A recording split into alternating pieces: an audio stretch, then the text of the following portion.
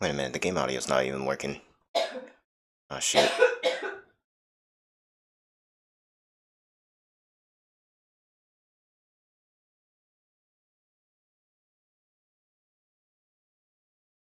Let me fix that real quick. Our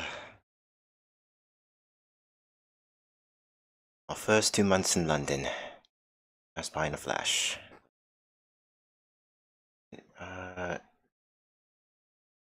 Okay. I don't know if that fixed it.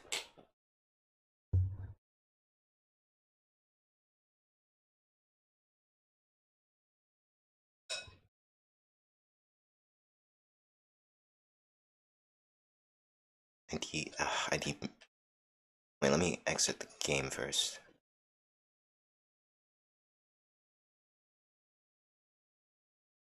And save. Yeah, that's fine. We'll do it. We'll do the intro again. It's fixed. Okay.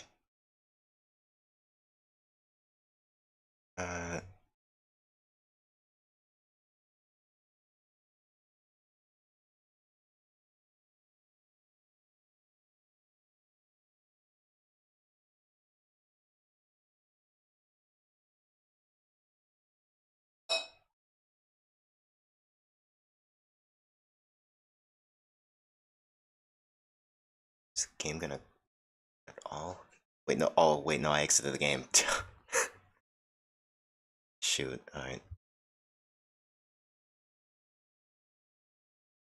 Let me reopen the game. Already off to a great start.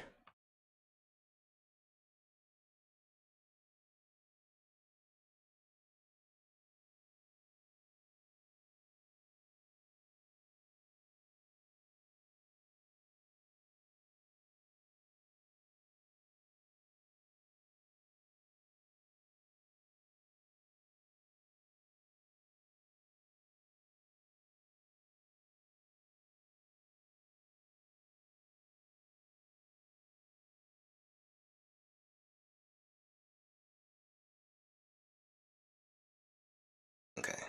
It should. The audio should be playing. Is it not? Why is there no audio being captured?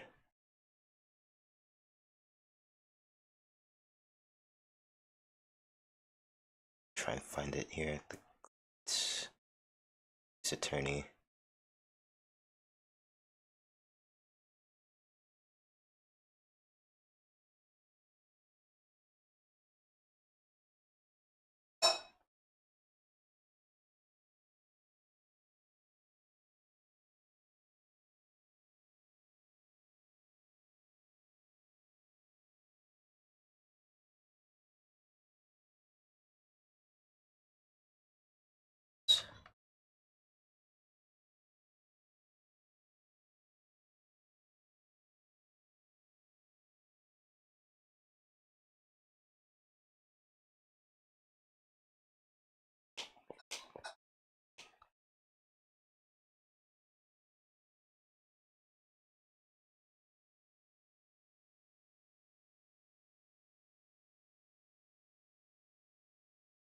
Oh, there's no audio being captured right now.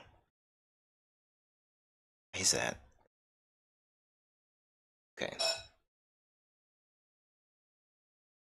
Let me switch.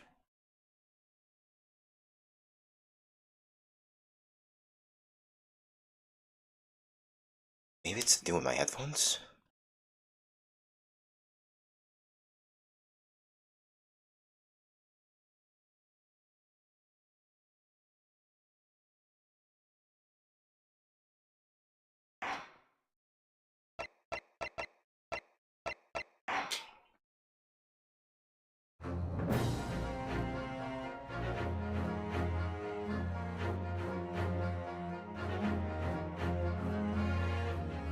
Okay, yeah, the game audio is playing here when I disconnect my headphones.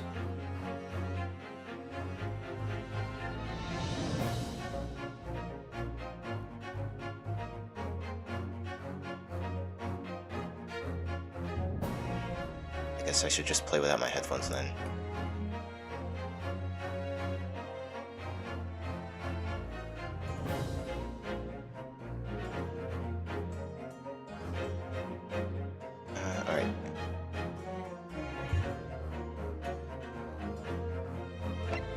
let's just start this.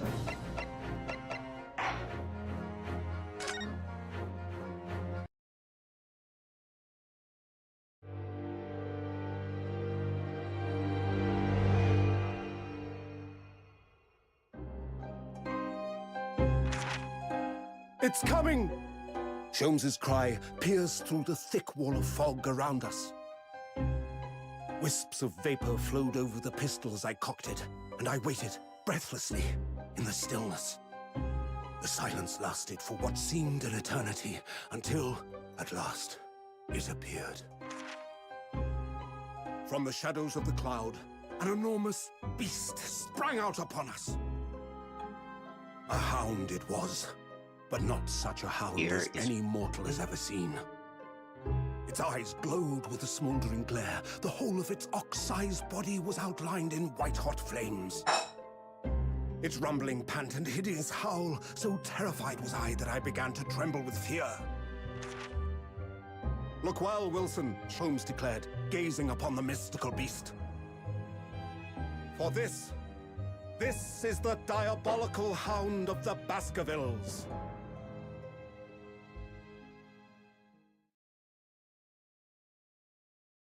Alright, I need to close all my stuff. Actually, I just remembered.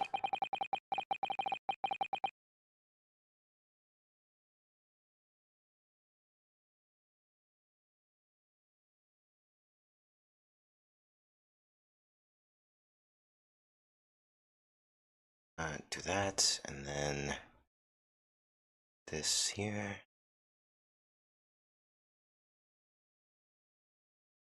There we go. That's better. Our first 2 months in London passed by in a flash. In that discontent courtroom experience, we were first thrown into on the day we arrived in the country. And in Sir Serkison's terrible ordeal that had followed closely behind, we had emerged victorious.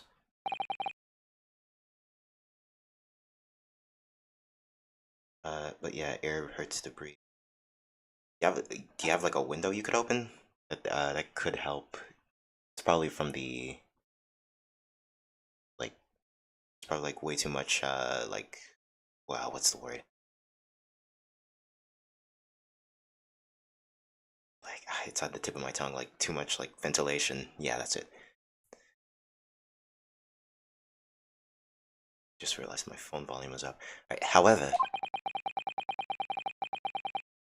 There then came an abrupt end to our opportunities to appear in court.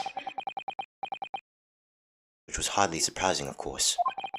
Since I was nothing more than an amateur, an unknown student of law from a faraway land. So life in our little office was very quiet. Fresh air hurts more to breathe? Oh.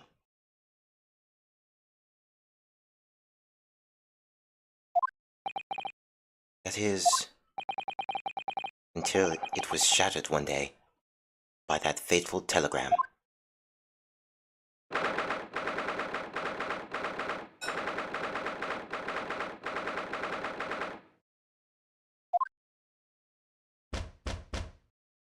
Someone's knocking at the door.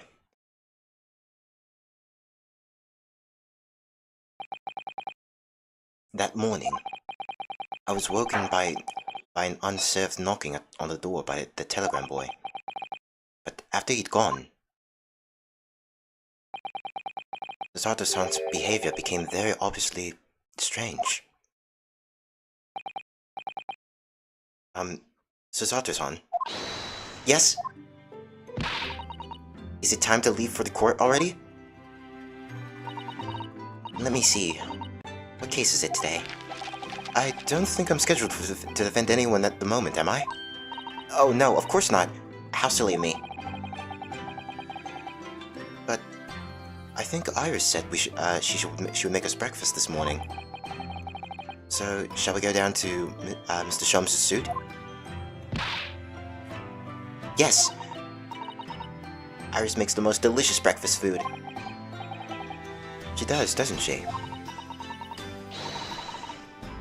And once our bellies are full, we can leave for the court in a fighting fit form. Let me see. What case is it today? Here we go again.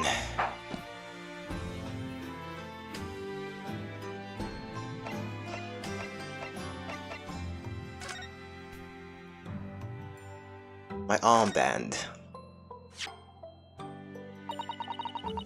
It means a great deal to me, you know?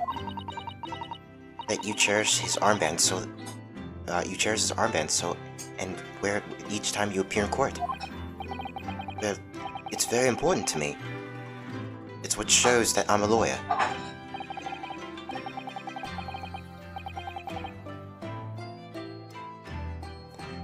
And whenever I wear it, I feel as though it gives me strength for Kazuma. Absolutely can't be without it, especially when I'm at the capital point in the trial. Just the other day, I noticed you wearing it when we went to visit that park. Sometimes I forget to take it off.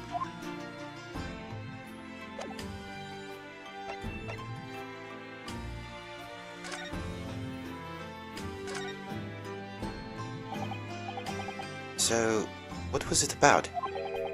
The telegram that was delivered this morning, I mean. Oh, a telegram? I don't know what you're talking about.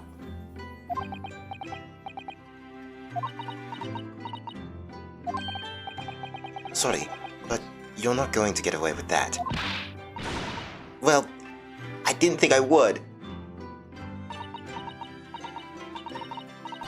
Actually, don't give it a moment's thought. It's nothing interesting. Boring, in fact. Ahem. Just an old telegram. 3 times now that she's tried and failed to convince me it was nothing.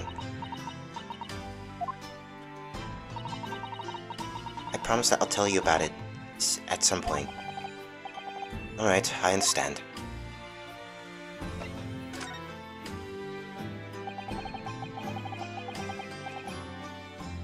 I suppose Saseki-san will have arrived back in Japan by now, won't he? Yes, I should think so. He left immediately after that terrible ordeal. Which would mean he should have completed the voyage already, or be just a few days away. A fortnight ago, we had a very long telegram from him. Do you remember? Complaining of seasickness. But by and large, it seems the voyage has been going well.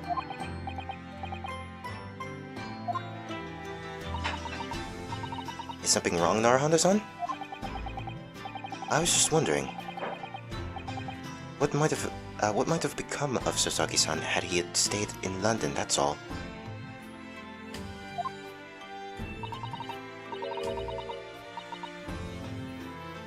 You mean as regards Lord Van Zieks, the Reaper?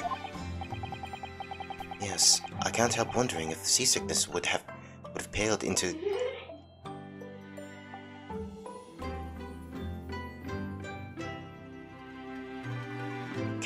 I can't help wondering if seasickness would have paled into significance into that case.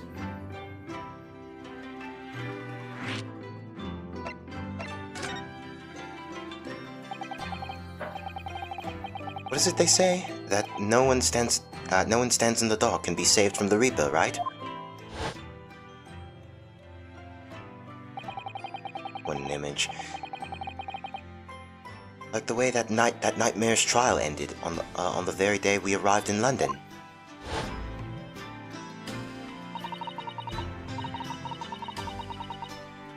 Even 2 months on the cause of that dreadful fire is still a mystery. Yes, but at least Saseki-san is safely out of the country now. Presumably, that means... the curse of the Reaper can only take effect within the confines of the city of London, perhaps. Even if that's the case, it's little comfort. I have a terrible sense of foreboding. In the legend of the Reaper, is to be believed it would mean he wields the sword of justice himself. Come to think of it, I wonder what he's been up to these past 2 months. Surely not wielding that sword against more acquitted defendants.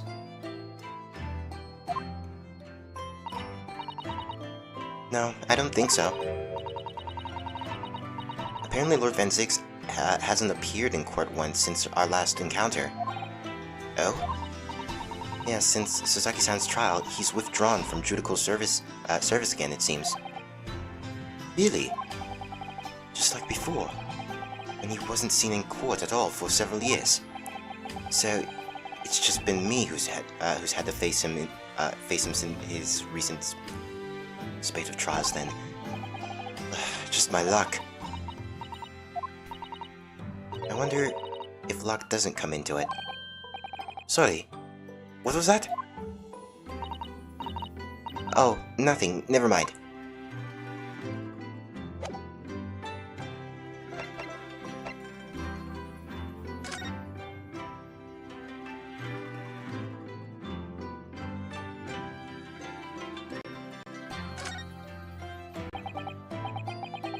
You know, I've never seen the inside of your room there, Sasato-san. Never even peeped inside. I should think so too. A young maiden's private chamber is a place of bittersweet secrets, you know? Whatever you say, young maiden.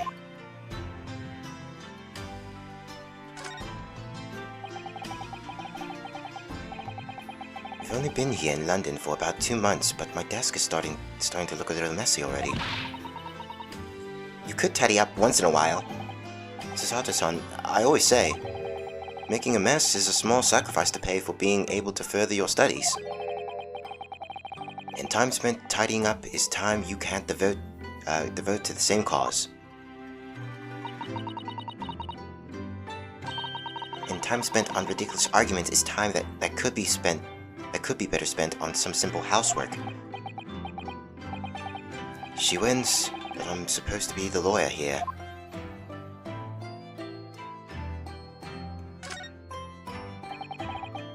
It's spring at last, and the weather is warmer now. But I love the smell of fire and the steam rising from the kettle. Oh, would you like some tea, Narahando-san? Thank you, Sasato-san, but I'm alright for now. The green tea Sasato-san makes me from time to time, and Iris' unique herbal infusions. This place is paradise for a true tea lover. Great tea is such a wonderful accompaniment to British tea cakes, don't you think?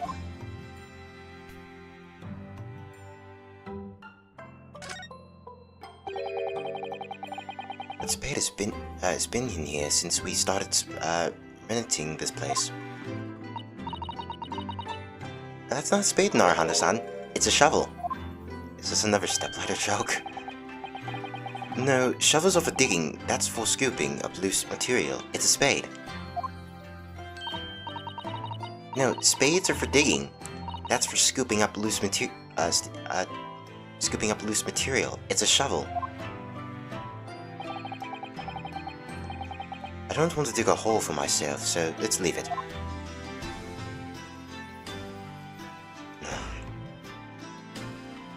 That's a reoccurring gag in the Ace Attorney series.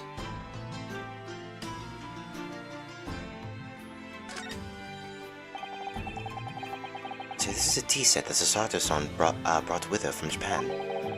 Let's hope she hasn't noticed me spilling sugar and milk into my cup when she makes it. It's just so bitter. Tea is a drink to be enjoyed, Narahando-san. You really don't have to force yourself to drink it. You know. I don't like to see you screw up your face, so.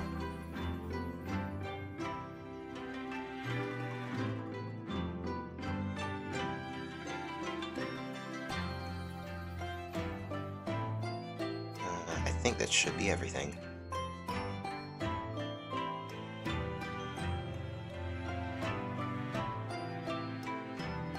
This.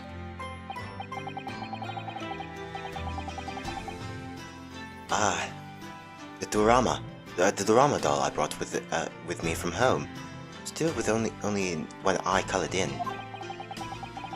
I said I'd color the other eye once I won my first court case here in Britain, but... You have one, haven't you? Twice, in fact. Because I feel as though I'm still lacking as a lawyer. I tell you what, why don't you color the other eye in once you think I'm a proper fully fledged lawyer? If you insist.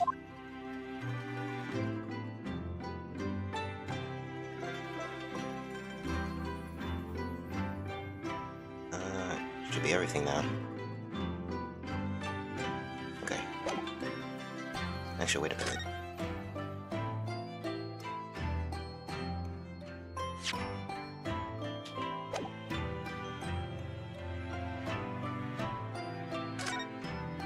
Okay, there's more here. Didn't even notice.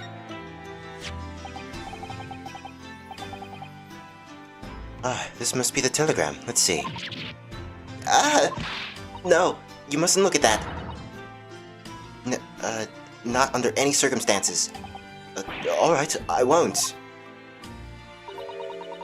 I'm sorry, Naruhodo-san, but you can be very mischievous at times. And put the telegram away if you don't want people looking at it.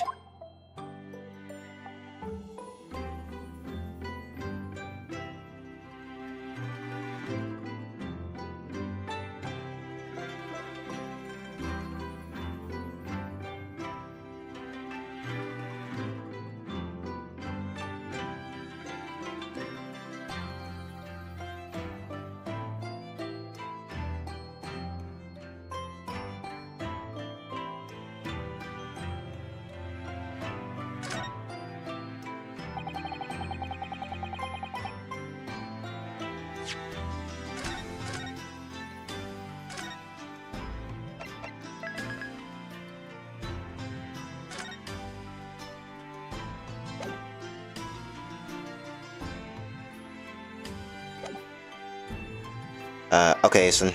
See ya. Have fun. Have fun at work, I said. It's kinda dumb, actually.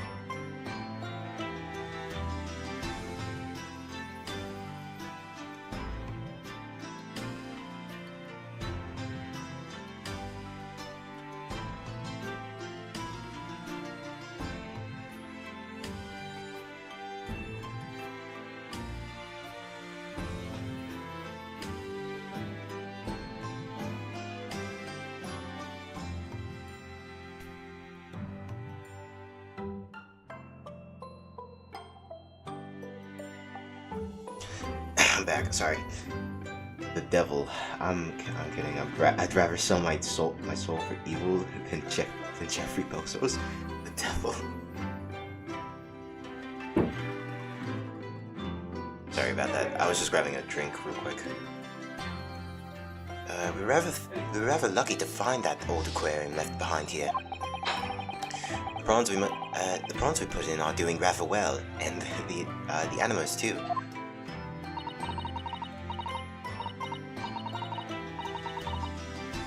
It's a wonderful invitation, isn't it? To see behind glass inside your room. Another example of Great Britain's greatness.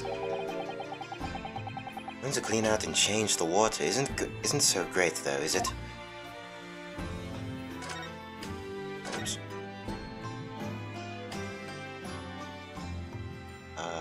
Right, and that should be everything, right?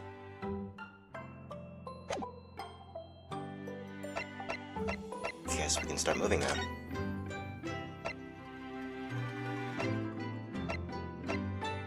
My lodgings is an office located at the attic above the suite of the rooms rented by Mr. Sholmes.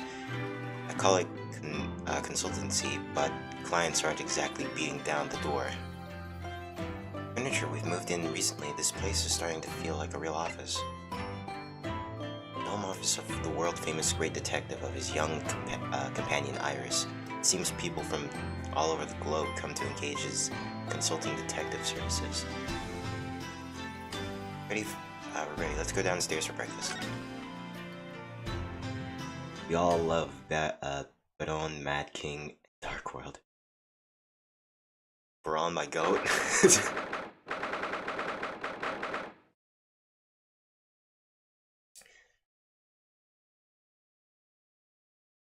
I'm just sweet. Morning, Reno. Morning, Susie. What is that awful violin? Oh, that's probably Sholmes playing the violin. Good morning, Iris. Iris. What is it, Reno? What is that terrible noise? It sounds like a cat being strangled. Yes. You noticed that, didn't you? Yeah, I knew it. This guy. Harry isn't the Harry isn't in the best form this morning, it seems. LeBron Mad King? Hello. Hello, Mr. Sholmes. Good morning. Is he depressed? My God, what happened to him? A good morning to die, perhaps. Something happened, Mr. Sholmes. You look miserable, and the way you were playing the violin before. My analytical mind is dead. Music is dead.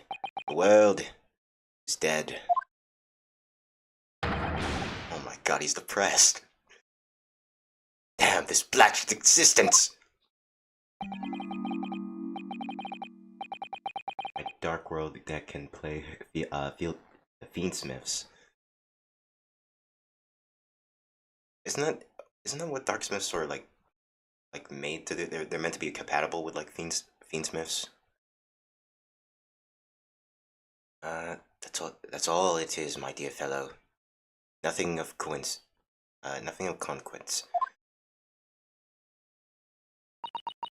I'm afraid I don't understand. Well, Iris, isn't it time we ate some dry toast and insipid coffee for me? It's not too much trouble.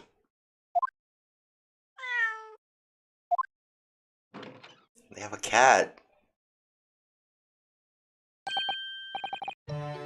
Oh look, it's Wagahai. Good morning, boy.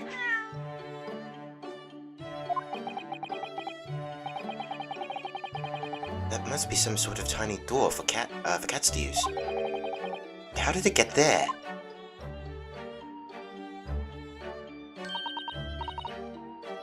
Well then, everyone, time for breakfast.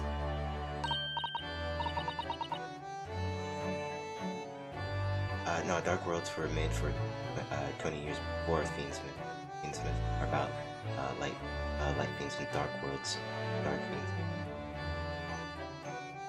Yeah, yeah, I get that, but like, I usually see people run lights Dark World with light fiends, fiendsmiths.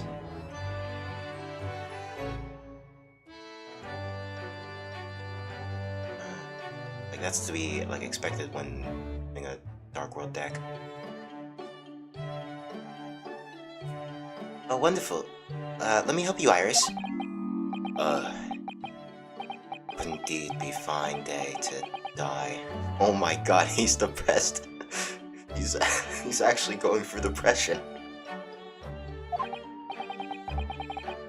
I knew something looked different. Something's missing from Mr. Sholmes' desk.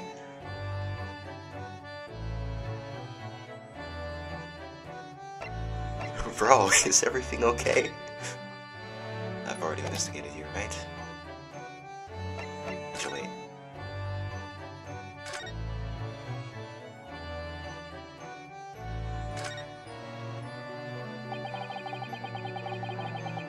Mr. Natsumi's cat seems to have settled into our new home then. Oh yes, and I've become very attached to the little waggy. His previous owner has completely forgotten to him. Cats are unfeeling creatures. Their mews are as empty as the hearts of the muses. I might need to pick up Owlbear's Strike deck so I can play Branded Fusion in my deck to send stuff from deck to grave. It says it works. It says it works on the play guide. Oh yeah, Branded Fusion is really good. And like Branded itself is also a pretty good deck to. It's also a pretty good deck to run. If Mr. Natsumi had no intention of taking Waggy back to Japan, I wonder what he would kept him in the first place. I expect he would have taken him. Sorry. I expect he would have taken him if he could. The pets are strictly forbidden aboard steamships in our experience. And for good reason. Terrible things can happen if the rules of passage are not obeyed. Well, I don't mind, because Waggy is adorable. I love Dark Worlds! I used like Dark Worlds for like a D&D camp, like this Yu-Gi-Oh! D&D campaign that we were playing. But didn't really go anywhere, to be honest, so like it just kind of ended after like one campaign. The DM got like pretty lazy.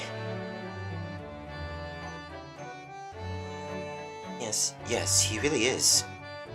Oh yes, what about the door? I don't remember seeing that tiny thing in the main door before. Where did that come from? Oh, you noticed. You are observant, Bruno. Look, I use this. It's my latest invention. What is that? I call it cat flap mat. Gosh, it's a machine for making doors? Just for cats?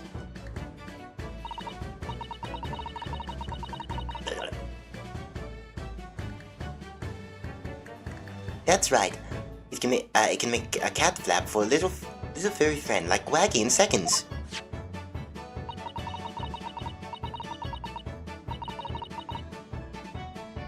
Danger S and the Dark Worlds are insane because they can discard cards to summon themselves.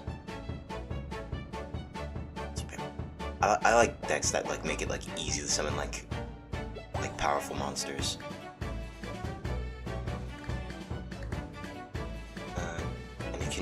And it can do it in any door at all, no matter what it's made of. It's very powerful, you see.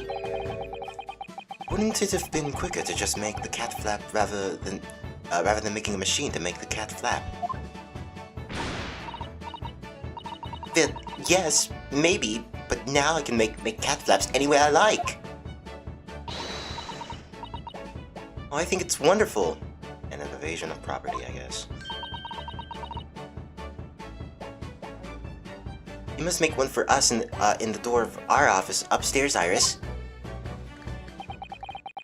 She really knows how to come up with unconventional inventions, this girl.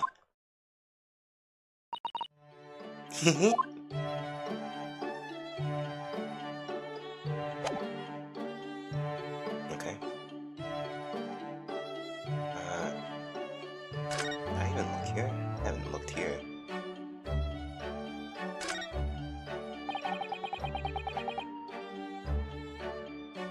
Decks that are about solitaire.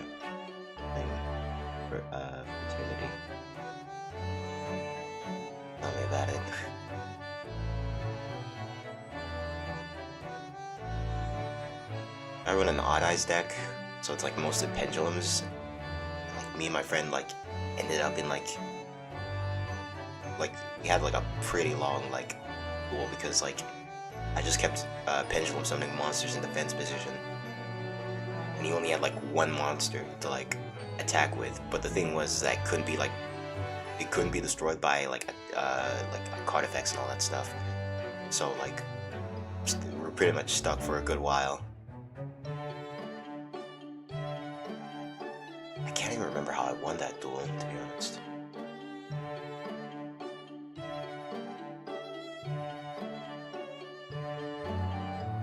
Just remember him being like pretty low on life points because he couldn't special summon anything due to what was it? Odd Eyes Pentagraph Dragon's effect. Like each time you special summon a monster, you take 300 points of damage, and he was like pretty low on life points.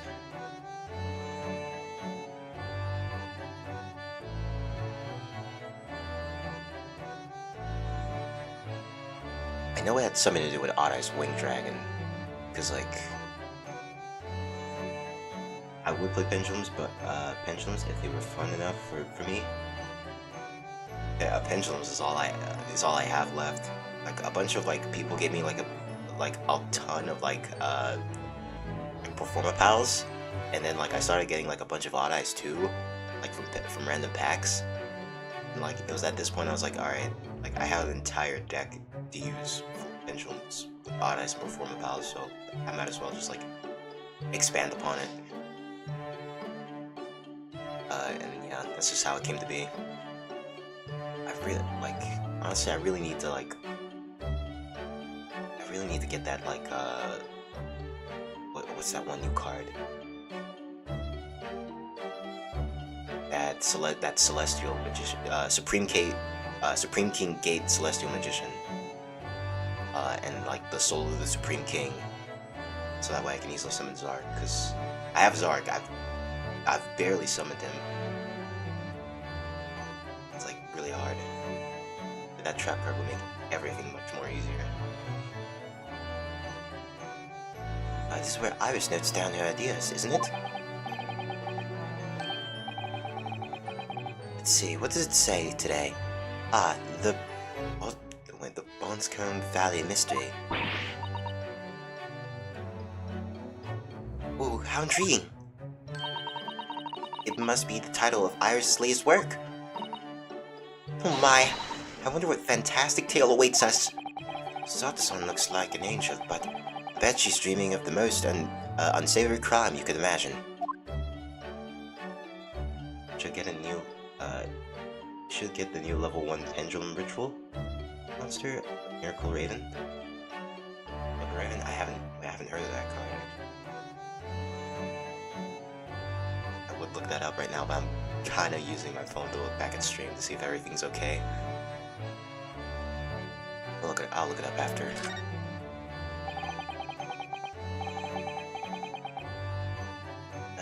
That's a charming little white shelf, and full of charming little bottles too. The contents of them aren't quite so charming, it seems. Science is the future, Mr. Naruhondo. You can't deny it. I'm saving my money so that I can buy some chemistry as well. Law, chemistry, takedown throws. What diverse skills you boast, Mr. Sato. As useful as they are, I'm not sure that my throwing skills are worthy of inclusion in that list.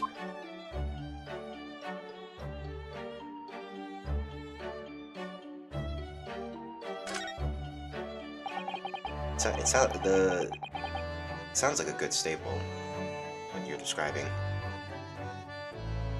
There's also an Odd Eyes Ritual Monster, I think. Yeah, that's the card I was talking about earlier, the Odd Eyes Pentagraph Dragon. That's what I used against my friend to like lower his life points down. Basically, like if your opponent activates, I think like spell cards, you can like negate them, and if they like special summon at all, they take like 300 points of damage, like each time. Like it's a really good soft block. And then you can special summon an Odd Eyes from your extra deck if like an effect is like activated and you like can like negate it. It's really good. My friend pulled it out of a he pulled it out of a pack after I like when I was like during a tournament, and like not only that, he managed to get a second one even. So like he gave me his one, so like that's how things just like turned out to be. It was very easy to get. Come to think of it, I haven't seen Iris do. Oh, my throat's so sore. I make a toll and chain energy deck for the walls.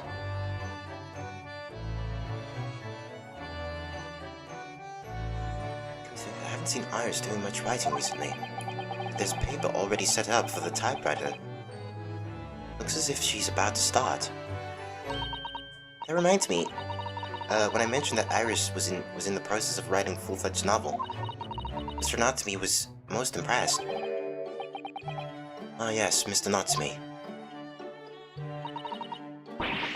That's what I'll be doing too once I'm back in Japan. He said through tightly, clenched his fists and teeth. I can imagine.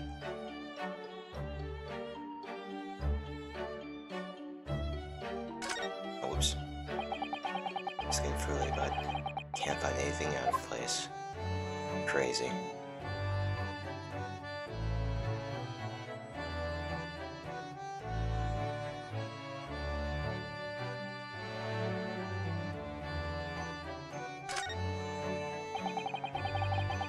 These are mementos of Mr. Sholmes' past case, I think.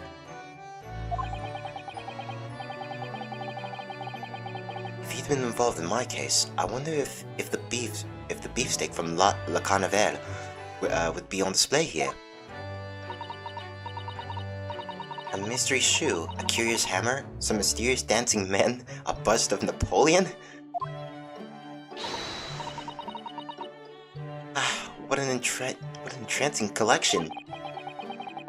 Looks like an entirely stranded of junk to me, rather like what's on my own shelves. Oh wait, there's the bust of Napoleon. I thought she was just reading out cases.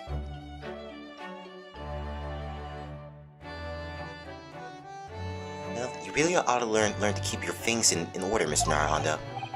No favoritism there at all.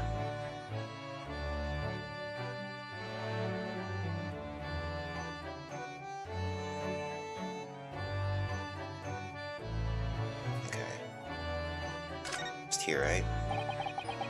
Iris' beautiful tea set is there on the table as usual. A cup of special herbal blends always helps me relax when I'm feeling the strain.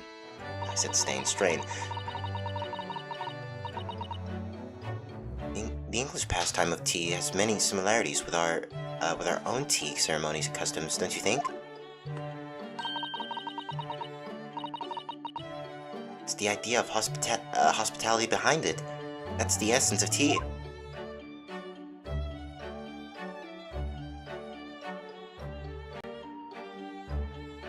Alright, that should be everything. What's got you so depressed, buddy? Mr. Sholmes, I would ask for your opinion about this. Jeez, dude. Lure me to raise my languid head with the promise of some mental exolution. Yet, in my morbid depression, I'm confronted with the most mundane of problems. Hey, my auntie, a GUI was pronounced guy, not as an acronym. Ah, yes, the guy.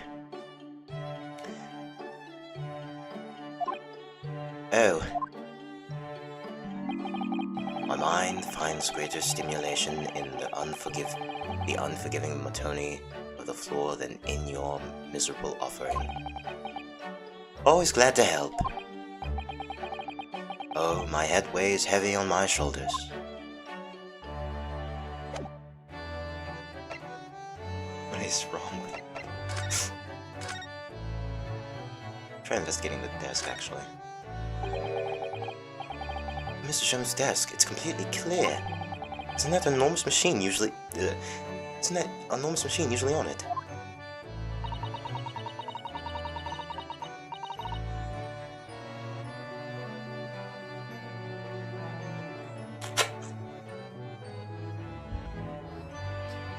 I love trolling people with my guys.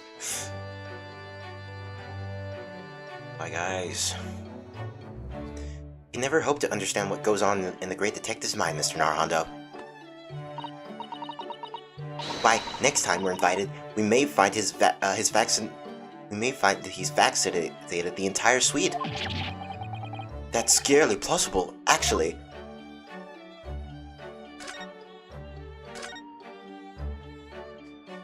The chalice.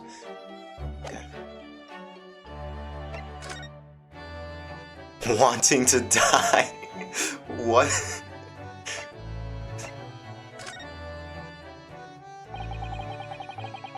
You seem very unhappy this morning, Mr. Sholmes. What's happened? It used to be the case that in my hands, this violin sung like the dawn chorus, its mescent tones would make flowers bloom. It would? But now, the muses are unmused with me.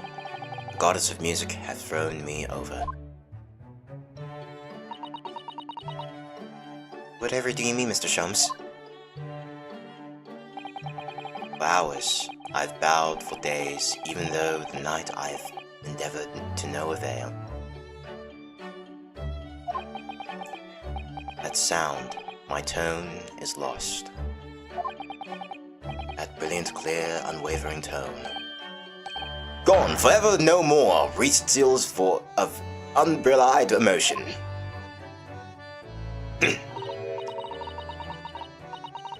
Well, you haven't been practicing much lately, have you, Hurley? Don't worry, I'm sure it will come back to you in time. Heed my words, Mr. Narhondo. The goddess of arts are fickle. One day they bestow genius on a man, the next day they unmercifully withdraw it. Oh dear. What's happening to me? If they take the turn I have for the violin from me, what is left, for pity's sake? What is left?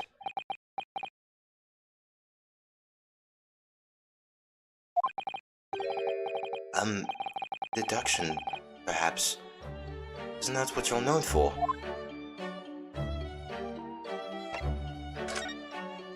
This guy, man.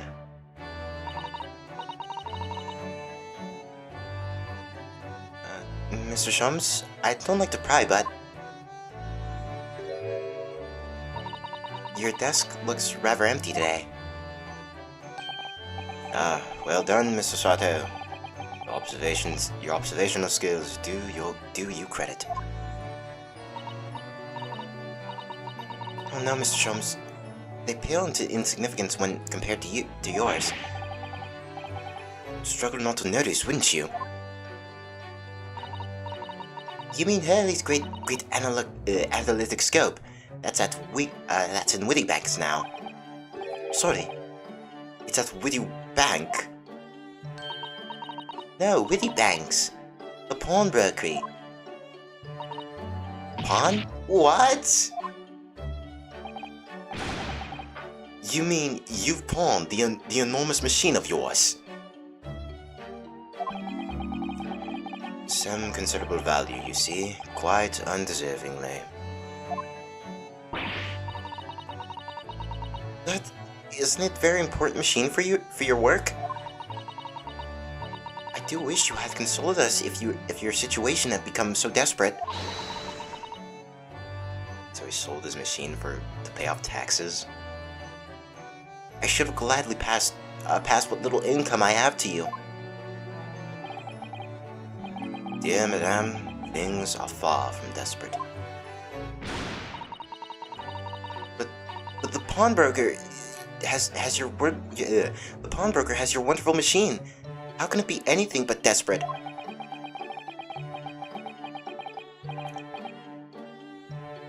making use of pawnbroker is quite ordinary here in London, I assure you.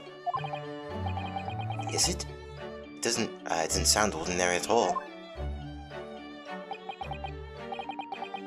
Seeing that neither of you fully understand how pawnbroking works. Oh? What's to understand exactly?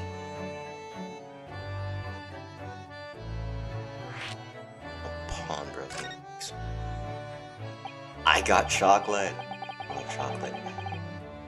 My favorite kind of chocolate is like...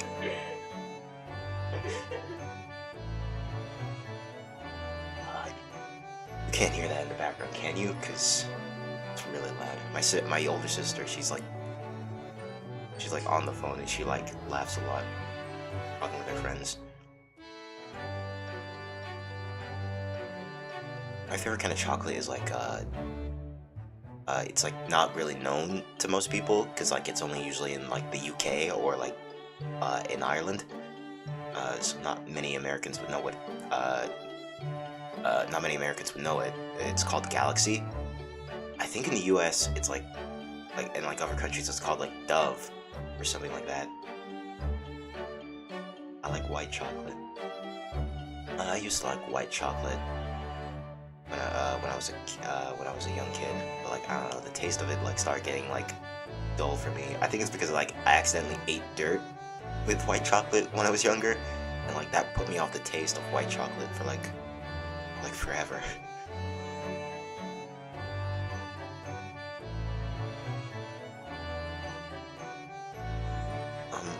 What did you mean when you said you didn't fully understand how pawnbroking works? To the people of London, pawnbrokers are akin to banks. Banks? On Mondays, merchants relinquish their finest jackets and trappings to the pawnbroker of choice. The money they receive in return... Galaxy, love that stuff. We got it here in Australia. I haven't had one in a while, but it's delicious. Ooh, nice. Yeah, like they sell like a lot of like a bunch of Galaxy like right like close by my like area. And I just like so I just like pop over to the store and like whenever I'm like out shopping I just like buy one if like I ever have like the money for it. And I have a lot of money, but I'm trying to save. I'll just like use like whatever change I have left to like buy it.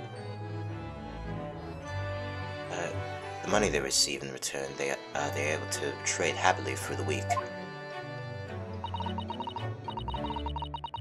And then on Saturdays, they go to recover their things using the money they've earned. I had no idea.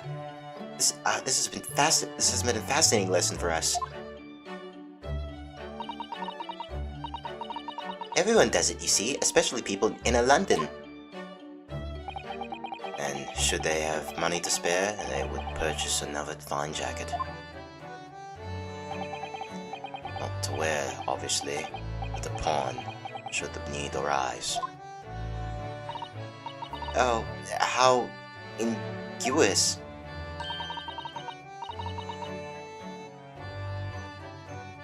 I don't have change. I don't even have any money. It's good. That's just the thing. If you're not working, you don't earn money.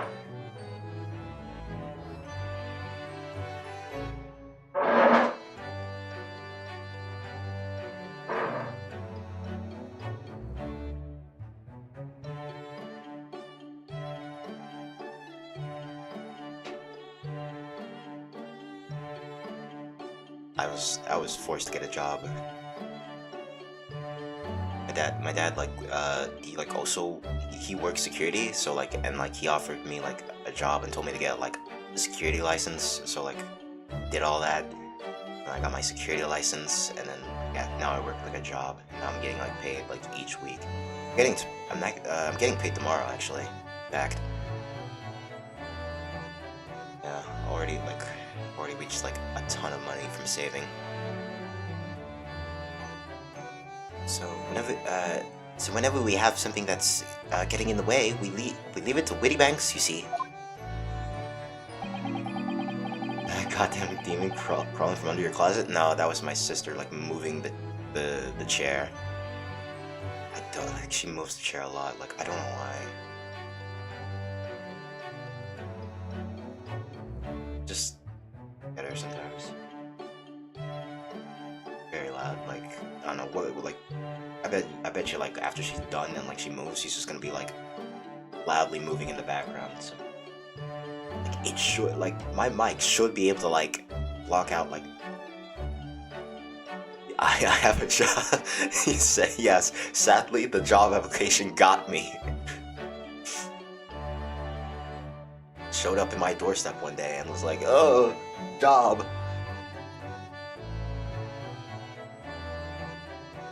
Yeah, here I am on a weekend trying to play a video game.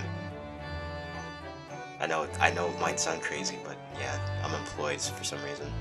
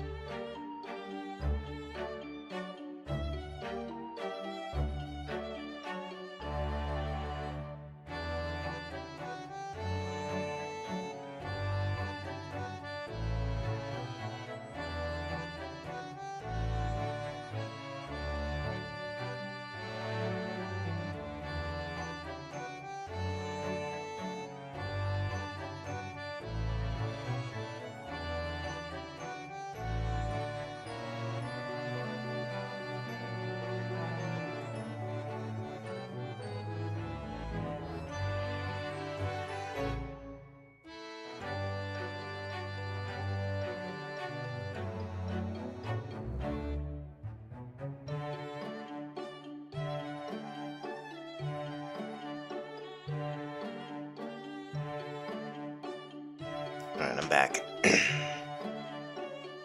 I get back into dueling soon? Yeah, I honestly never stopped playing Duel Links. It's like an addiction of mine. I haven't been on ranked is the thing though. I've just been mostly been focusing on like the events currently so far. Like I should get back onto rank because like went from legend rank all the way back down to gold rank. It's like it's really difficult to keep up with ranked, to be honest. Pawnbroker can be thought of as an extremely source of vault. Would have thought that even pawnbrokers are different here in Great Britain.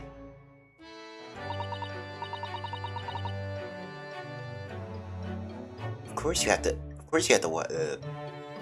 watch it with Harley.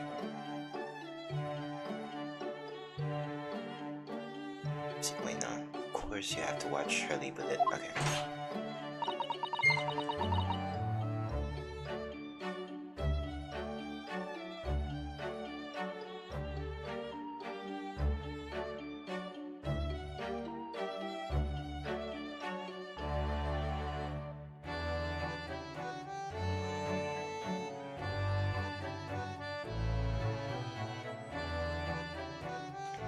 Sometimes he pawns things he really shouldn't. Don't you, Hurley?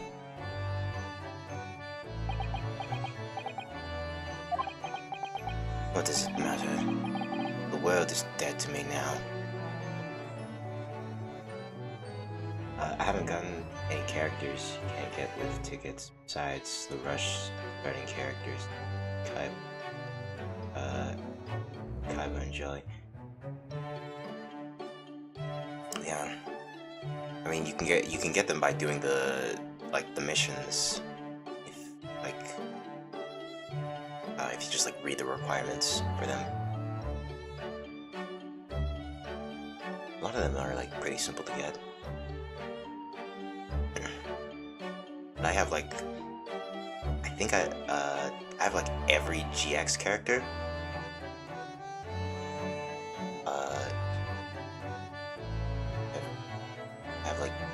I have every Zexal character, Arc 5 character, I have every Reigns character, I believe. I think I forgot to do Zyzen's event.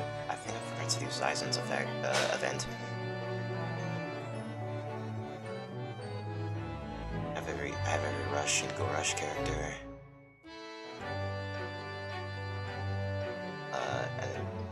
Monsters and 5Ds. I'm just missing a bunch of characters from them.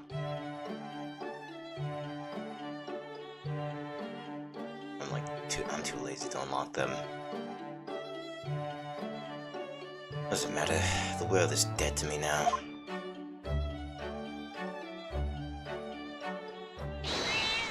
Oh. Oh, what was that? Wakahai.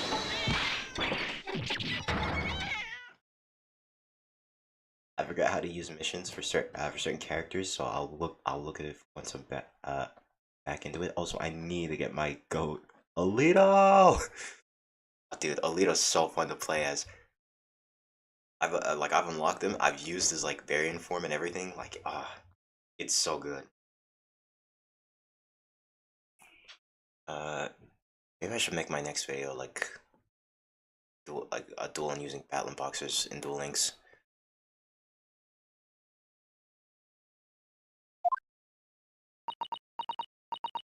Battling Boxers are so fun to use.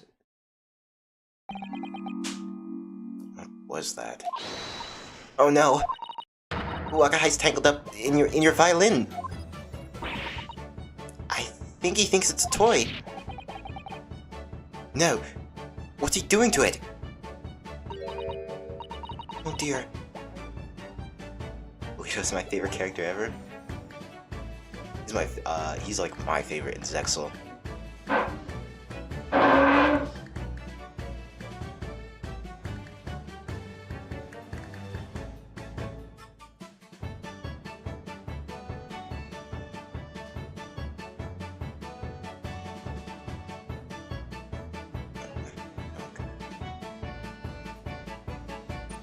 Oh dear, Mr. Shums. Oh dear, Mr. Shums' precious violin. He does not care. Why should I care? I love Battling Boxers and Dark Worlds. My favorite deck to use is Heroes. But that's probably because I grew up watching a lot of Yu-Gi-Oh! GX when I was young. Heroes have just been my childhood favorite. And why should I care? What? I shouldn't be surprised. If the cat is a more accomplished musician than I now. Mr. Shums really is in poor spirits, isn't he?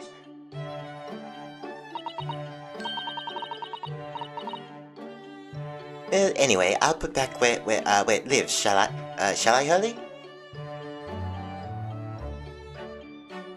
My favorite, non-Zexal character is Sora, because Fluffles are a really cool concept. They are. Sora's an interesting character. Thought it was cool, and then he betrayed them, and then he was back on their side. Sora, a real good character. Arc. Who would my favorite Arc 5 character be?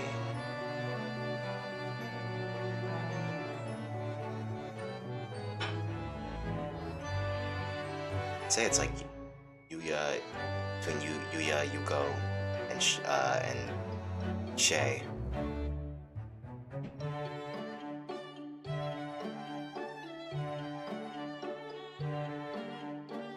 Well, anyway, I'll put it back where it lives. Shall I, Hurley?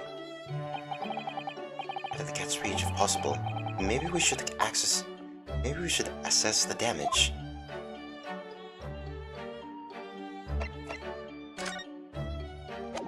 Dang. The great detective is depressed.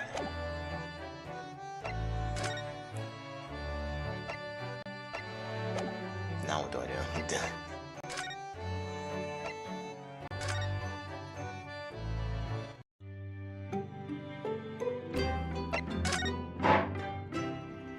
What to do?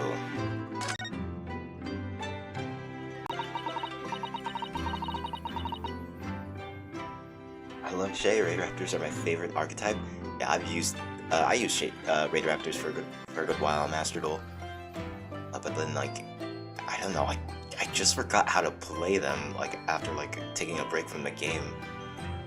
And now it's, like, one confusing cryptic mess for me to, like, play Raid Raptors. Like, I used to, like, handle it so well and, like, know the combos.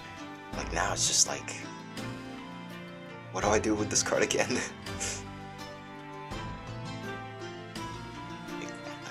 Man. That's like another fear that I have when I'm like playing like decks that I'm like really good with. I had to like watch 1,000 like videos on like what the combo was again.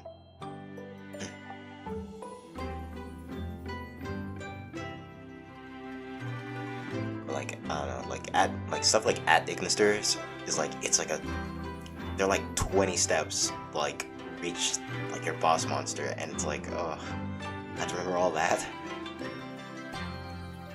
It's like they're easy steps to follow, but it's just so long. I never knew how to play Raid Raptors. Lol. Yeah.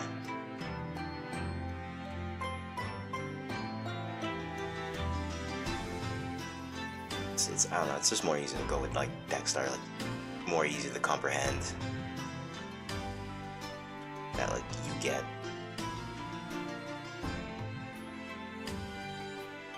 Can it really be that we've been in Great Britain for 2 months already?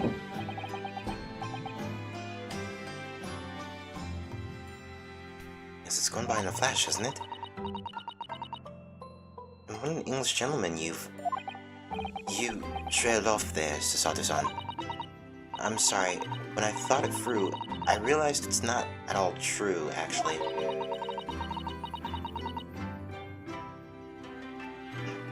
I simply don't feel that any Britishness is that even a word? Britishness has really rubbed off on you. Nor you, to be honest. Well, that's obviously because... Yes, I know, without a doubt it's your kimono. It most certainly stands out. I do adore the attire of English ladies. It's quite delightful. Unboxes are fun. Are fun boss making it. Cards aren't bosses, but still very good in the concept of bosses. Yeah, they're really good. They're really good bosses. Really,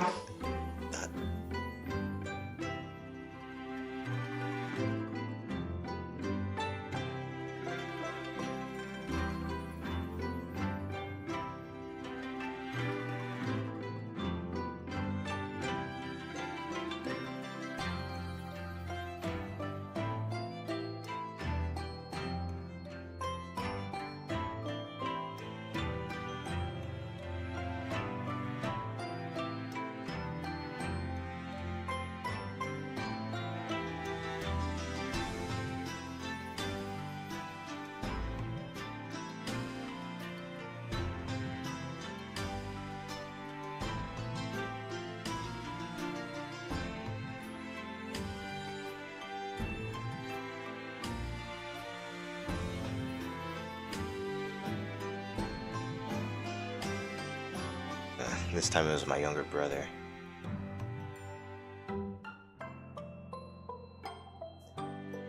I do adore the attire of English ladies. It's quite delightful. But somehow, I just don't feel ready to abandon my Japanese dress just yet.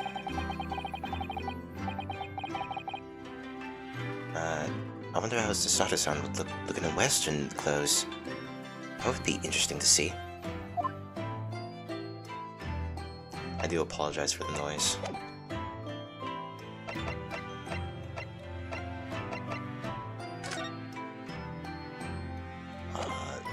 That still doesn't tell me what I need to do, though.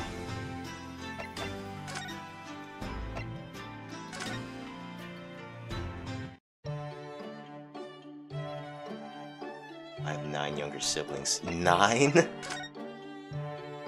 Dang, I only have, like, 3. 4 if you want to get technical, but yeah.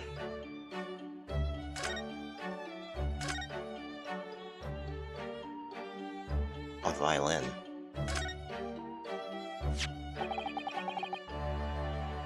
So, this is the violin, is it? It's a Stradivarius. It's a Stradivarius? One of the finest violins in the world, made by renowned Italian luthier Antonio Stradivari. Oh, I see. It doesn't really look anything special to me.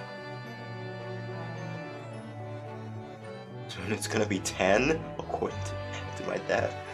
He won't name my next one John. That's crazy.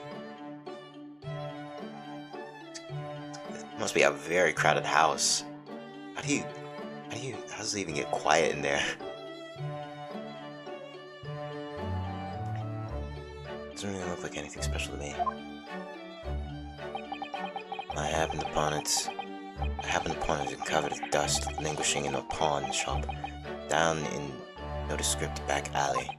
The broker had no idea of its value, so I was able to purchase it for mere 55 shillings. How honorable of you. And until today, it has been my faithful companion in every great punchingly inspired performance I have made. I ask you, is there reason to live in a world devoid of music? To tolerate this blatched existence? No. There is none.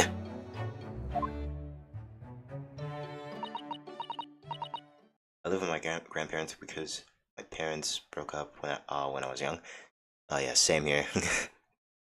Well, I don't live with my grandparents. I just live with, well, my mom. But my dad lives he runs a shop. So he lives in his own apartment, and I tend to visit him. I tend to visit him a lot.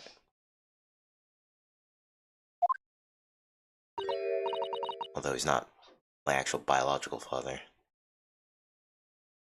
Mr. Shums. I want to have a brother named John Sibling. That wouldn't even name my little John Isle. I can understand why he wouldn't want his own child being named John Sibling.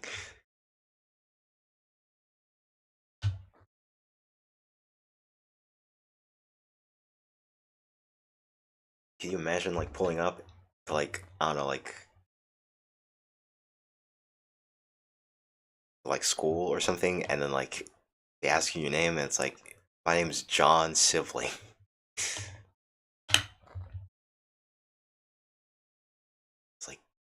like that's just like kids waiting to like gang up on you.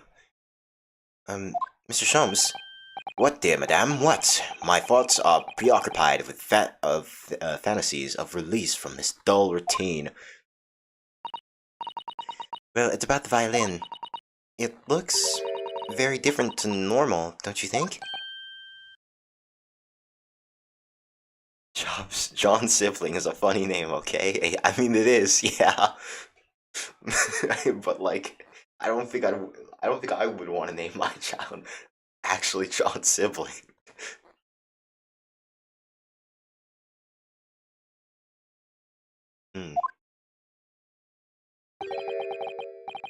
What do you mean, Mr. Sato? Oh, Susie's right. Yes, the tone of wood is completely different. And that's not all. I'm sure there was no crack here before. Wait, it's not even the right size, is it? What's this?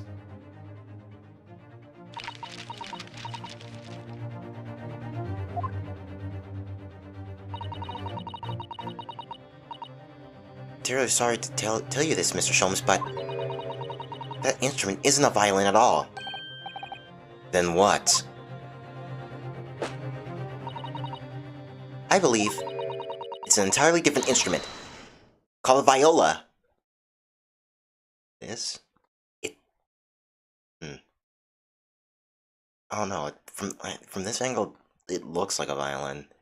Violas are just like smaller violins, that's just all it is. My dad literally made a blood pact with his childhood best friend.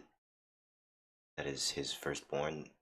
Would carry his best friend's first name, and that's how my dead name came to be.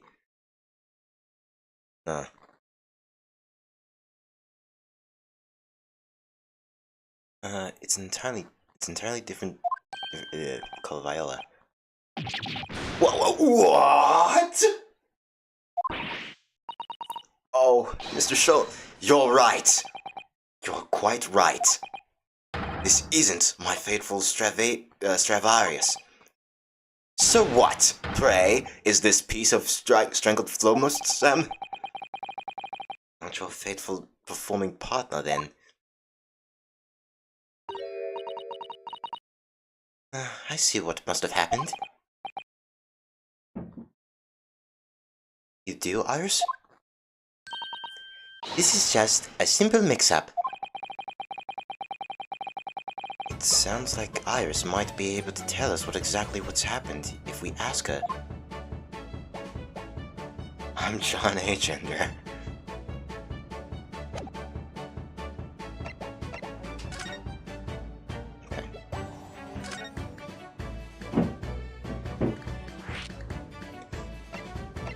A simple mix-up. What do you mean by mix-up, Iris? You see, this violin... Sorry, this viola, I mean...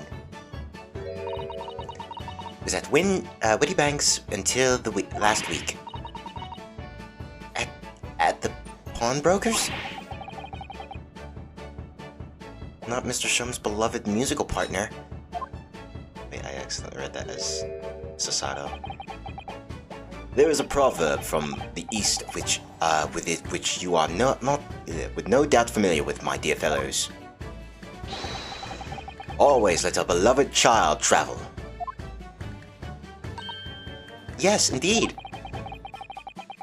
So you sent your beloved violin to pawnbrokers in hope that it would experience personal growth. time to push forward the transmission and agenda. And what a wonderful idea.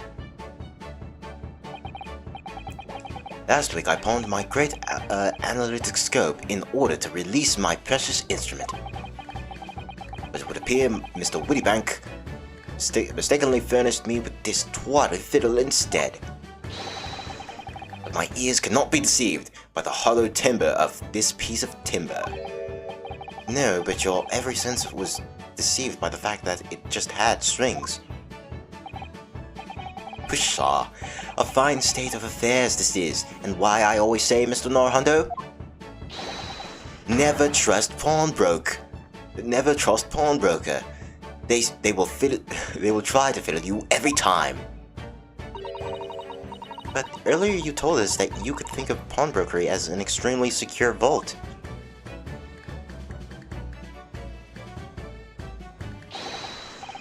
Come, Mr. Norhundo, dilly-dallying will get you nowhere.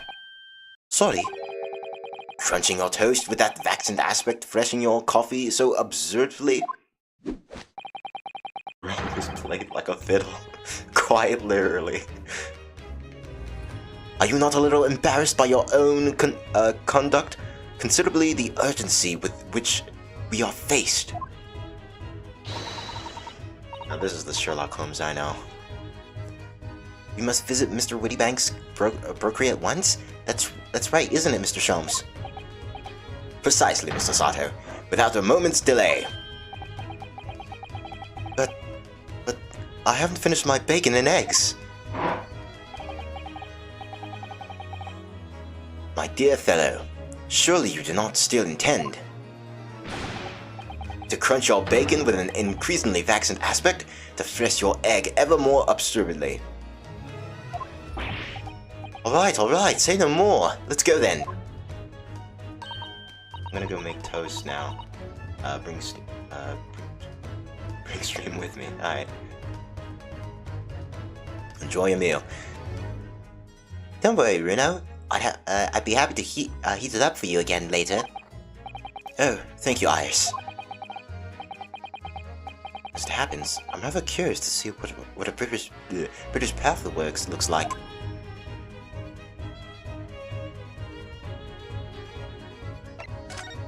Is there anything to say? Okay, no. Let's get moving. The location has been added. Let's get moving.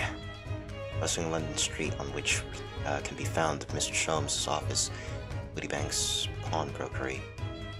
There's a large park nearby too. What a bustling place. Well, London is such a... Excuse me. London is such a... It's such a fantastic city. It's fantastic.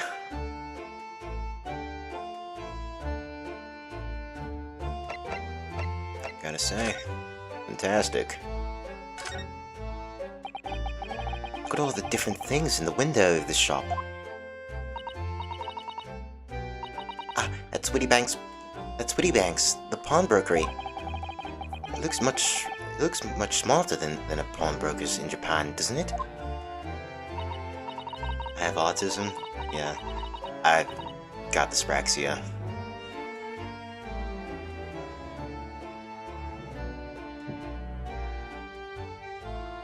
Yes, you're right. I found, oh, whoops.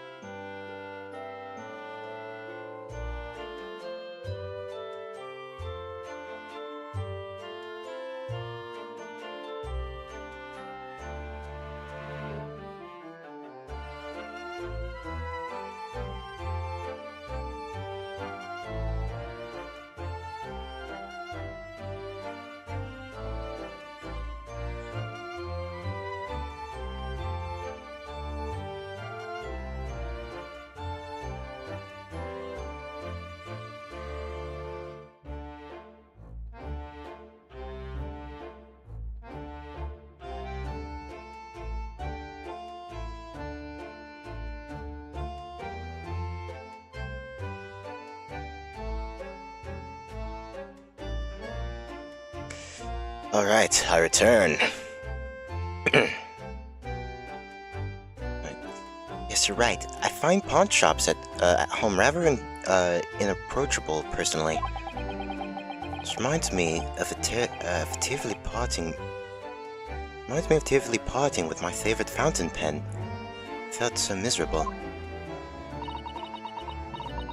What doesn't kill us makes us stronger, Mr. Narando. What's this shop?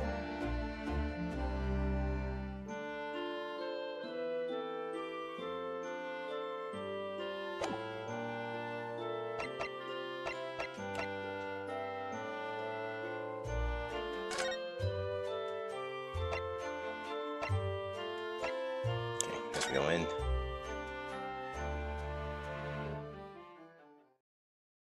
Toast has been made.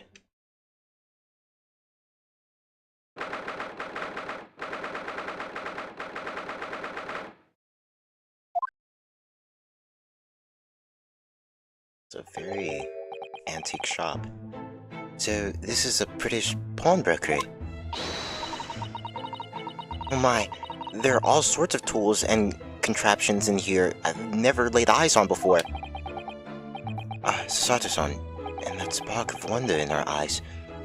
Can't wait to scour the shelves, can you? I get the impression you enjoy places like this. Oh yes, I don't know why, but seeing such a lot of things I don't understand is a real thrill for me. My dear fellows, let us not forget why we are here. Oh, Mr. Shams. We are calling on matters of business, no pleasure. And clearly Mr. Shams means business, too, judging from the spark of fury in his eyes.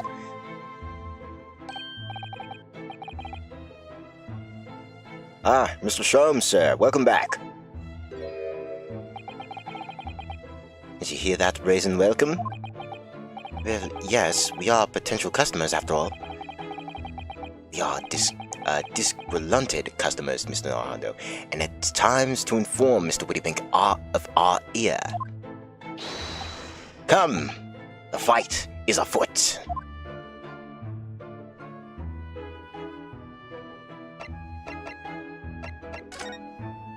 My armband.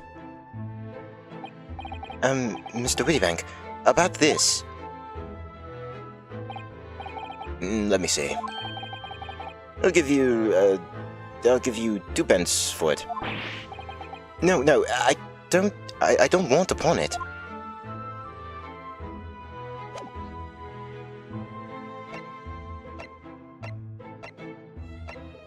I want to investigate, but there's like so much stuff here.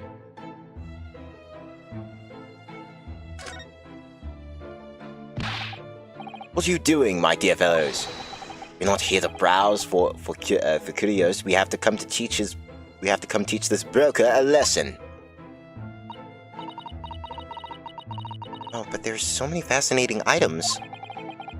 Looks as though we'll have to talk to Mr. Whittybank first, before you can explore in here, Mr. Sato.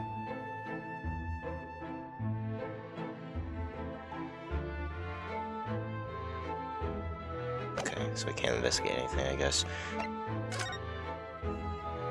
I'll in. Oh, whoops.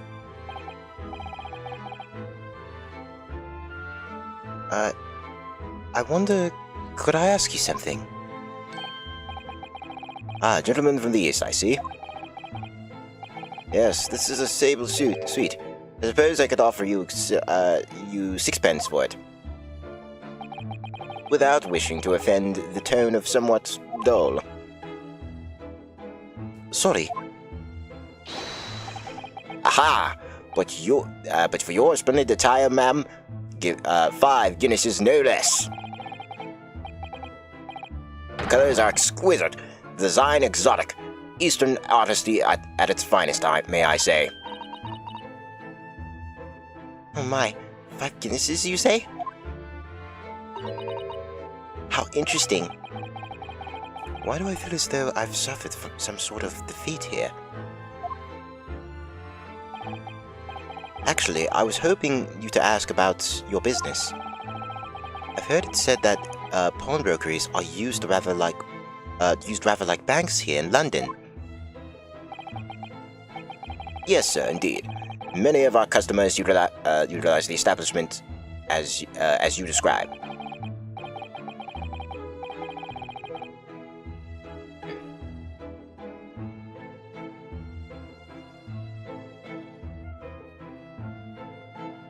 I appreciate the items and offer them an appropriate loan and 2 months of secure storage. If in the time they repay the original sum to me plus the agreed interest, the items are happily returned. But what happens if they don't pay you the money? Then the items are offered for sale in my shop, as you can see on the shelves behind me. So you never sell items before? You never sell items before the 2 months has passed then? That's right, ma'am. That's right. Which means some considerable responsibility rests on my shoulders. Should a customer's precious belongings be lost, the only recompense is for me to end it all. The very idea, Mr. Wittybank, is an absurdity. One should never talk of one's demise so casually. Says the man who's telling us all it was a good day to die only this morning. And let us not forget that I've already helped you take measures to ensure such a tragedy never occurs. Oh? What sort of measures? I engineered a simple device which Mr. Wittybank has installed here in his shop. I call it the Red-Handed Recorder. Is that not so, Mr. Wittybank?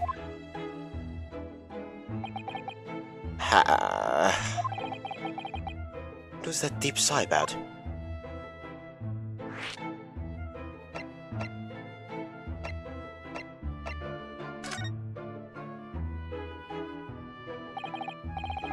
Naturally, you will recall this, which I retrieved from you some days ago. Yes. This second-rate fiddle is not my faithful instrument, Mr. Wittybank. The color of the wood is different. It has holes in it, and it's not even the same size. A wonderful summary of your observations, Mr. Sholmes.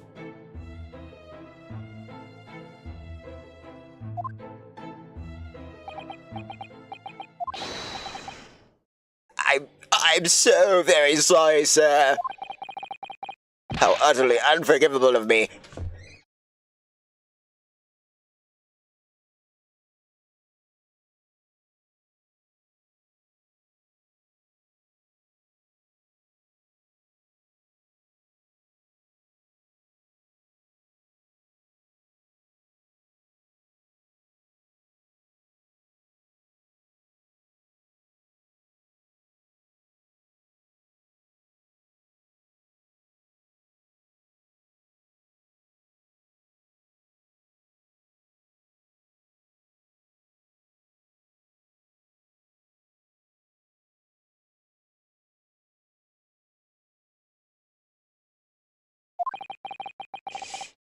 There's only one way to make amends. What the?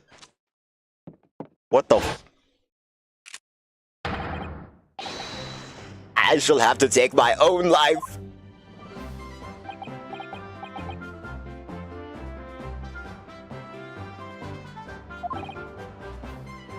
I don't think that will be necessary, do you? If I may say just one thing before I pop off. Yes. Here you, sir. Mr. Sholmes, who took it upon himself to remove the item the other day, I believe. Sorry. As I recall, I entered the storeroom to fetch your violin when I heard, here it is. You did? And when I turned to convert you, you had taken the viola and left, sir. However, there can be no doubt that the blame lies firmly at my own door for allowing you to leave. So I shall grumble and I shall not grumble or gross any longer. May this guilt die with me. No. Stop, my dear fellow. The fault is mine.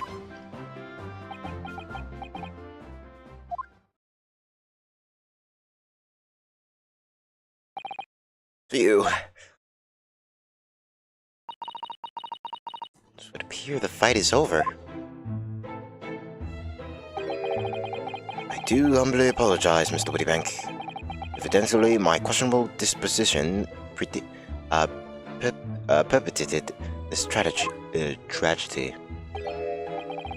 Well, you wouldn't be Mr. Herlock Sholmes without that questionable disposition, now, would you?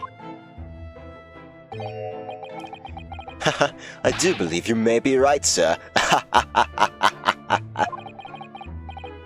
It's either laugh or cry, I suppose.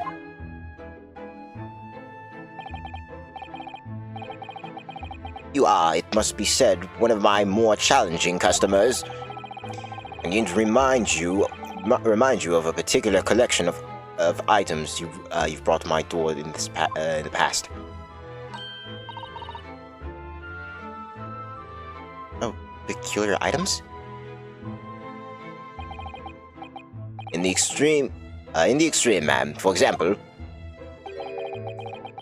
the unpreserved manuscript of an incompious work, the novels of Herlock Sholmes, or some such. Oh my, a new full-fledged novel? And unpublished? A story I have yet to read, you mean? Forgive me. Wait, before you die, you must tell me more.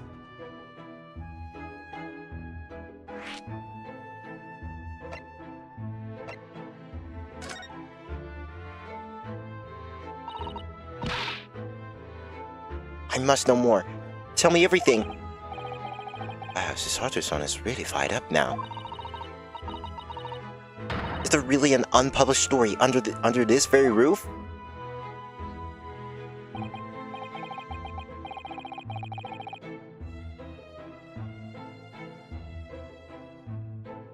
Well, one day the gentleman here brought it in an old metal chest, you see.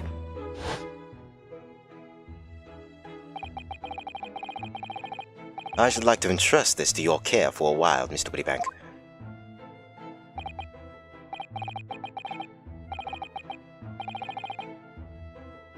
For a chest like that, 1 shilling, sir. Not a farthing more. It has something of very great value indeed. Latest manuscript, recounting the adventures of one Mr. Herlock Sholmes. I beg your pardon? A manuscript? You wish to deposit a manuscript? Indeed, I do, for I am confident it will be quite unsafe. It will be quite safe here.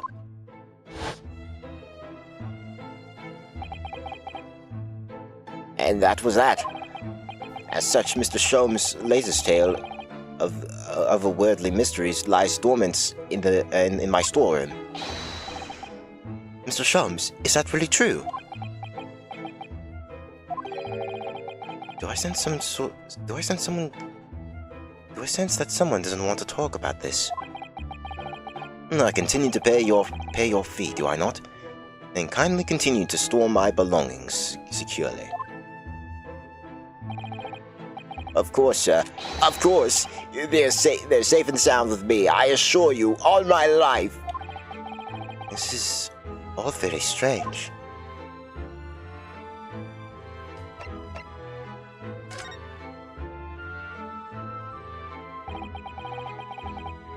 What on earth is a red-handed recorder? Use your eyes, my dear fellow. There are two just below the ceiling.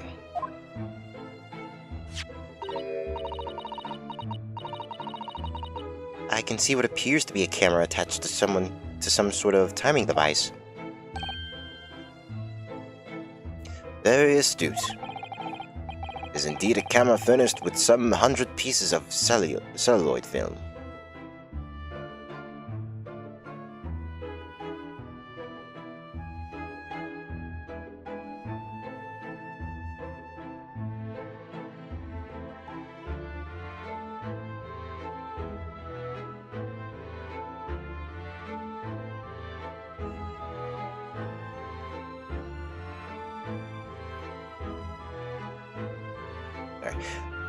Is indeed a camera. Is indeed a camera furnished with some 100 pieces of celluloid film. And every 30 minutes precisely, the camera automatically records the appearance of the shop.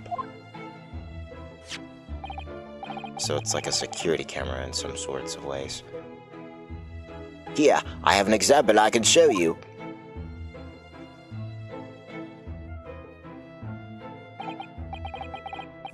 It's at 4 a.m. Ah yes, a print from the camera set to record the activity at the shop counter. I developed a special type of film so sensitive it produces a crystal clear image even in darkness. There's like a realistic photo of a dog picture right there.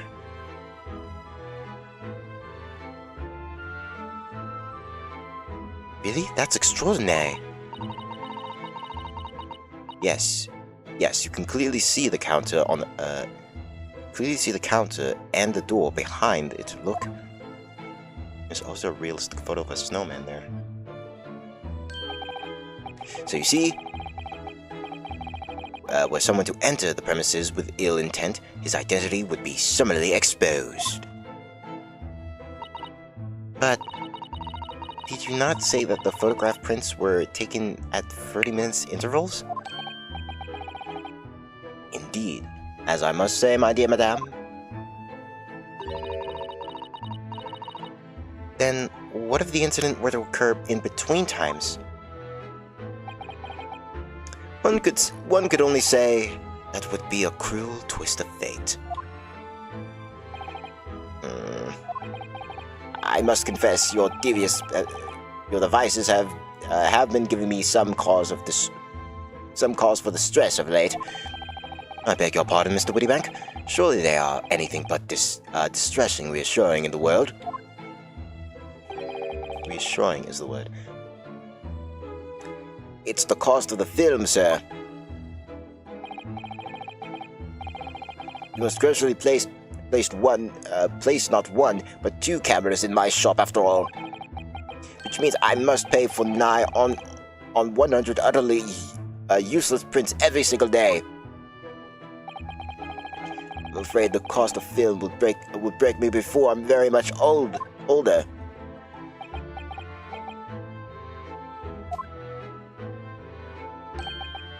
Nevertheless, a small price to pay to ensure the safety of my preferred pawnbroker, you know?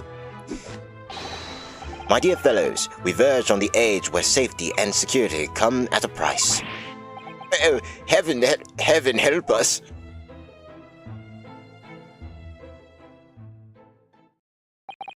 Now then, Mr. Sholmes, allow me to return your precious violin. Ah, the very thing. Thank you, Mr. Wittybank. Perhaps this might mark the end of the peculiar items you try to pop, Because if anything were to happen to one of them, this would be the only answer. I really think you ought to stop waving that gun around. Someone could get hurt. Fear not. Sorry. I've only loaded a single bullet, so no one but myself could possibly be harmed. That's not really what I meant.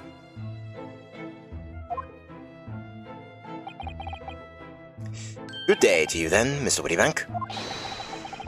It's been a pleasure as always, Mr. Sholmes. What a strange guy. He's gonna die. So, Mr. Narhondo, now we can explore at last.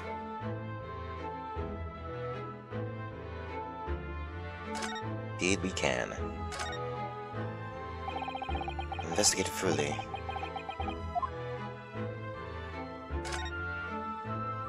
Oh, didn't mean to press that again.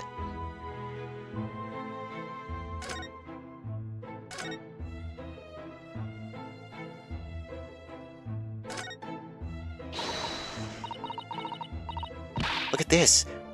What could this lovely big shiny box be? That, my dear madame, is a music box. Surely you have such things in your own country? Oh my, yes, but I've certainly never seen one so large before. That's true. Shall we listen a while?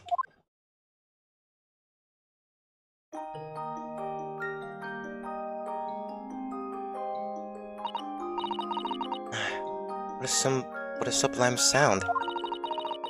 It's like the music of angels. Never heard anything like this before in my life. This particular specimen of a larger variety commonly found in public houses and restaurants. There's a metal disc inside which the notes to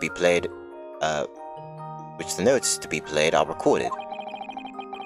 Simply by replacing the disc simply placing the disc with another, any music you care to imagine can be played. My goodness, what a simply delightful machine! Indeed, though their popularity has waned recently with the development of the gramophone, of course. Science and technology advance at such an overwhelming pace. Yeah.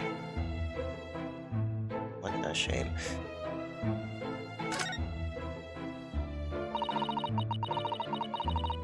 An assortment of things that there are on the shelves here. Crockery, footwear, clocks, and watches. Almost anything you care to imagine. Those are forfeited items offered for sale by the pawnbroker. What does that really mean, though? When you pawn or coincidentally pop an item, the broker loans you money against its worth. He stores the item for an agreed period of time after which.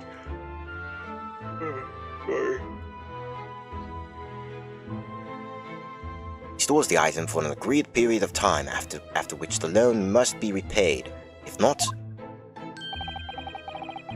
he's free to display it in his shop for sale at a price of his choosing.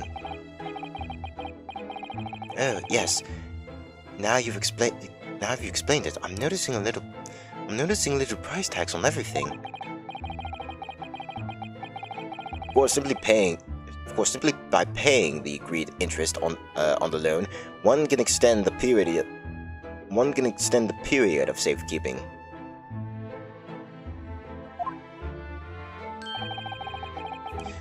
So you may pawn that black garb of yours without fear, my dear fellow. My trusted university uniform? Never! It embodies my student spirit.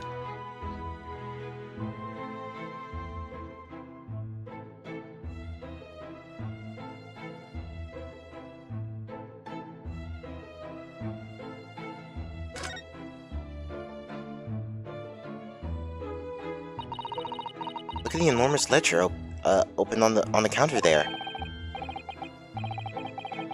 Mr. Wittybank is nothing else very particular about recording the items he accepts.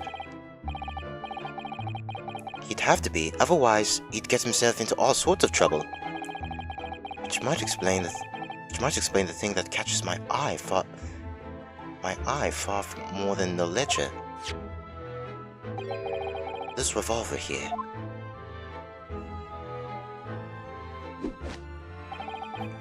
Do not entertain even a single thought of pilfering an article herein, my dear fellow. I assure you, Mr. Wittybank would not hesitate to draw that weapon with speed bailing his portly size. Oh, you don't mean he'd... Blow his brains out? Indeed. In recompense for this blunder. Oh my. But in any case, of course we would never do such a thing. How could you even suggest it?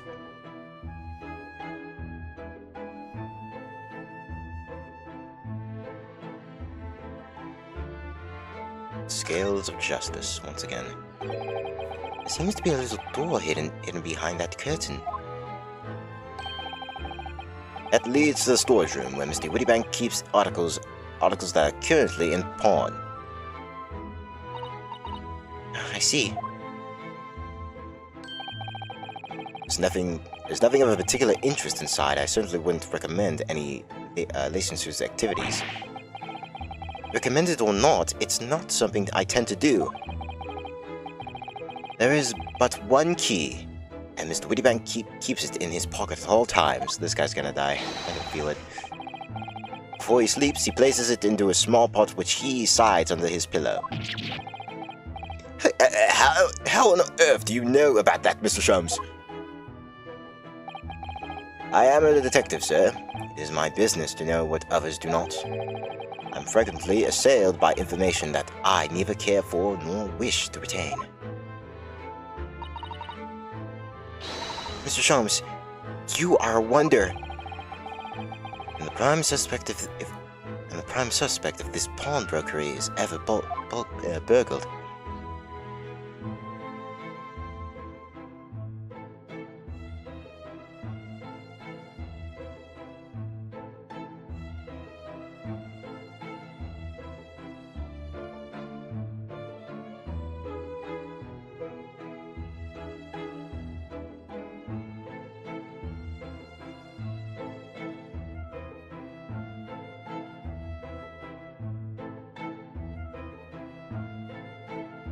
Chest here.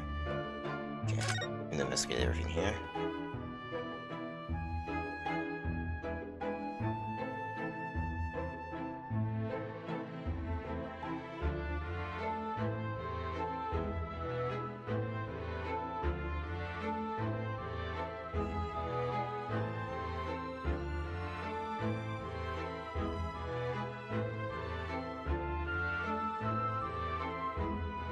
Looks like it was lagging from my end. Looks fine now.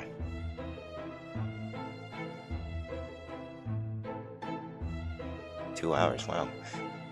Might need to end soon. What do you suppose this rather enormous machine does? It seems to have two windows, for looking through.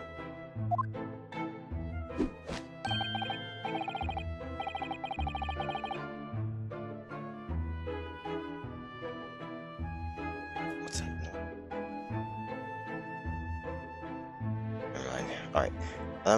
Allow me to enlighten you, my dear fellows. What you are looking at is a stereoscope. Fascinating. Is aptly named, I assure you. Look through the eyepieces and see for yourself. Alright.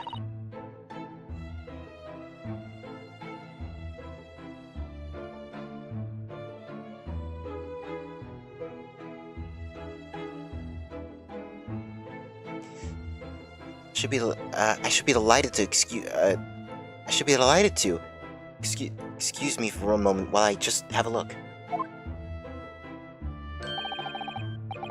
But before you do, there is something I should point out.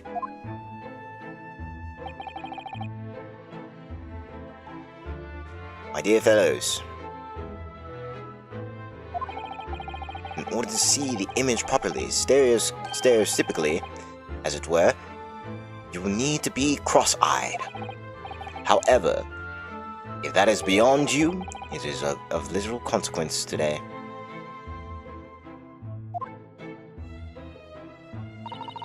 Alright then, I'm going to try it.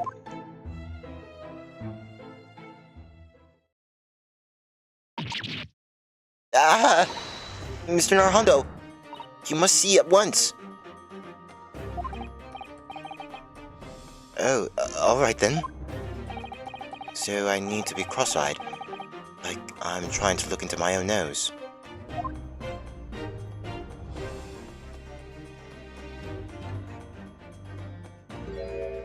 Wait, that's that, well, what was it? It was that maid girl at the... She was like one of the jury participants. I remember her face. What the... I don't believe it! What was she, like juror number 5? Juror number 2? I can't remember.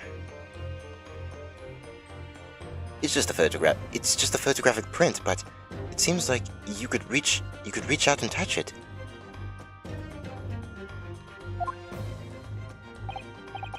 Yes. Yes, the sense of depth is startling, is it not? Stereoscopes are one of London's many fads. They are often found in little stalls in the park. People queue for hours to see them. Why? Why are people meddling with such black magic? It is no magic, my dear madame. It is, well, far too complicated to explain at present. We shall save this lesson for another day. Oh. Interesting.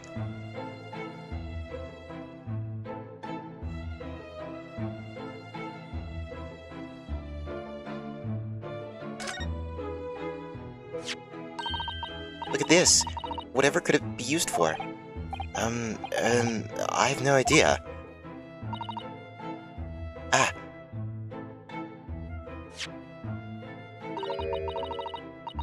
There's a small catch just here, look.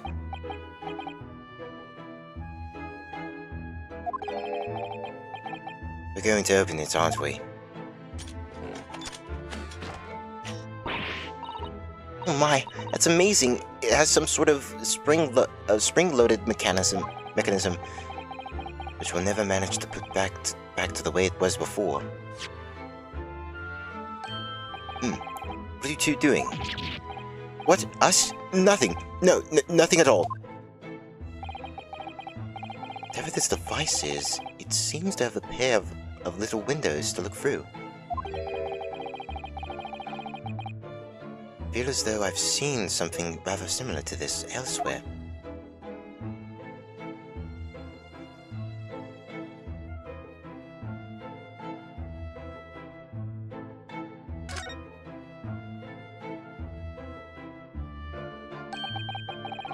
That's not a calendar.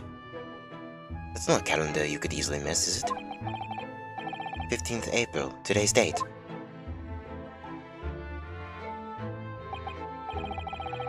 Yes, it's not for sale, I must point out. It is an Eastern-style page-a-day calendar. Every night, at midnight, I tear off the fronted page to reveal the following day's date. Perfect calendar for a tier-away fellow such as yourself, Mr. Wittybank. And who was it who walked out of here with the wrong violin before?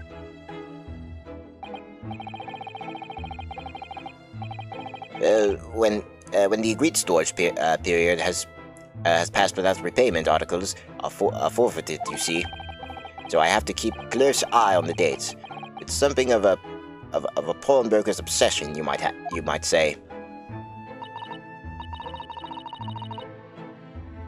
Oh, yes, I can see you're very dedicated to your job.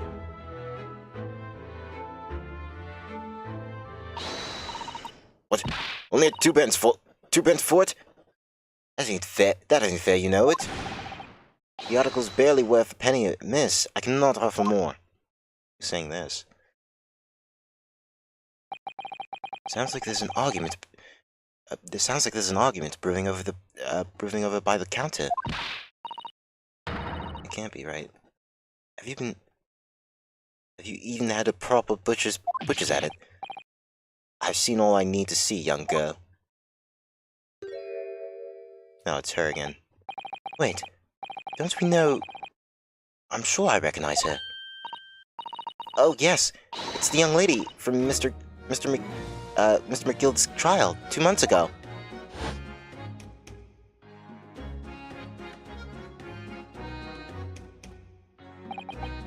Her name is Gina Lestrade, my lord. She's a chancer. Earns her crust among large crowds, revealing people of their purses. What's commonly called as a pickpocket.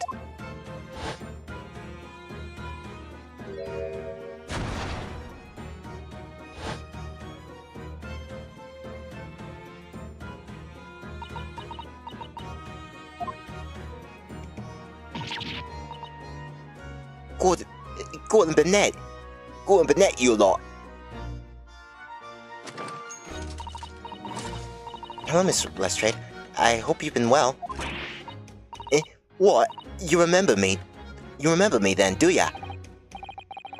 Well, I remember being completely surrounded by smoke, that's for sure.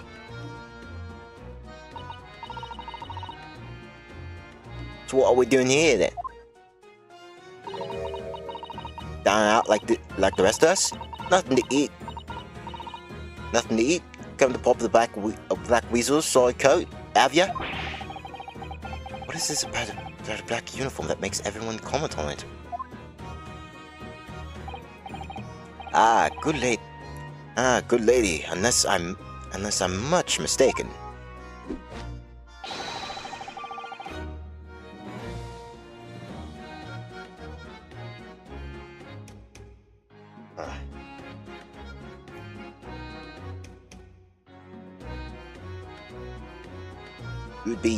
You would be the young pickpocket who stole our experimental smoke grenade launcher. Mr. Soames! So you have something of value to pawn, do you? Allow me to see the article and I shall negotiate with Mr. Wittybank on your behalf.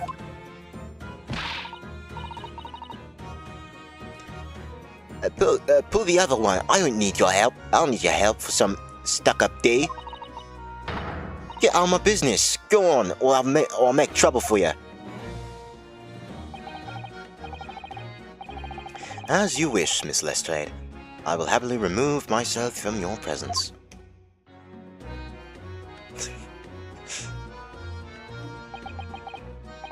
He's really done it. He's gone. I'm sorry, but as I said, there really is no room for negotiation here. What is that thing he has in his hand? Some kind of metal disc? And you, go on, leave me alone. Oh, Miss Lestrade, just pretend we aren't here. We shan't be offended in the slightest.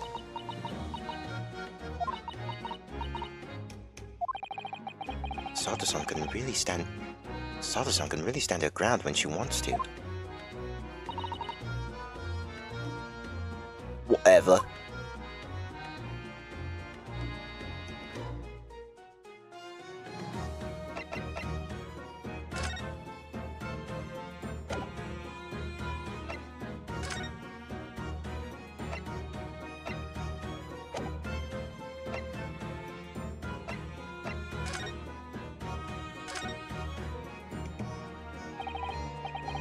Somehow, I didn't really think you were the sort of person who would use a pawnbroker, Miss Lestrade. Yeah, well, I am, alright? I'm a Londoner, just like everyone else. That a problem, is it? No, not at all.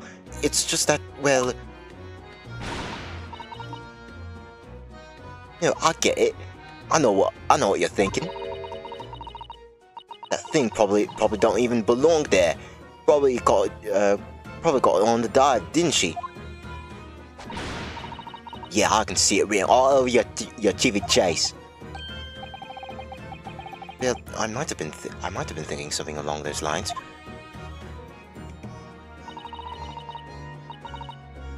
You're not going to deny it, Mr. Naruto?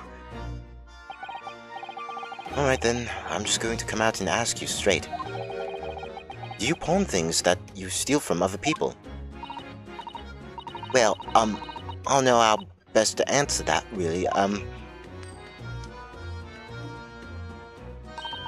Suppose sometimes. You're not going to deny it either, Miss Lestrade? Well, this time, alright? I swear that thing belongs to me. Disc that Mr. Wittybank's holding. Perhaps we should see what he has to say about all of this.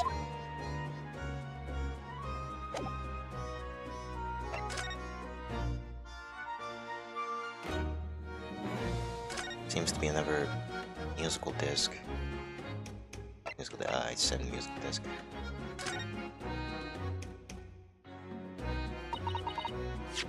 Mr. Wittybank, what exactly is this metal disc that Miss Lestrade has brought in? It seems to have hundreds of tiny little bumps on its surface. Ah, this music disc, you see, for use inside a music box. In a music box? Oh, you don't even know what a music box is? You Eastern lot ain't too savvy, eh? I know what a music box is. I've never seen one of these discs before. Smaller proportions on the metal disc encode the tune to be played by the music box. You simply insert the disc and set the machine going, and beautiful music plays. It's so incredible. Tell us what tune is on the disc. Well, I'm afraid I couldn't tell you that. There are so many different types of music box, you see. British-made, German, Swiss. I have no way of knowing which particular machine this disc was made for. Ah, I see. And that's it in a nutshell. I wouldn't have any customers for an item like this, even if the young lady forfeited it. Really, I'm already offering more than I should at a penny. That's a pack of lies. He told me he did. He said it was, well... He? Who? Never mind you. Never you mind. It just ain't right, that's all. That disc's worth good money. I know it is. But then you'll have to try your luck another. You'll have to try your luck at another pawnbroker's, won't you? Ah!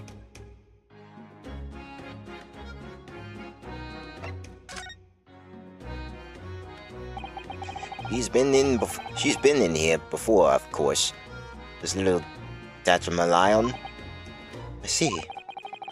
And brought some dubious articles or others with her.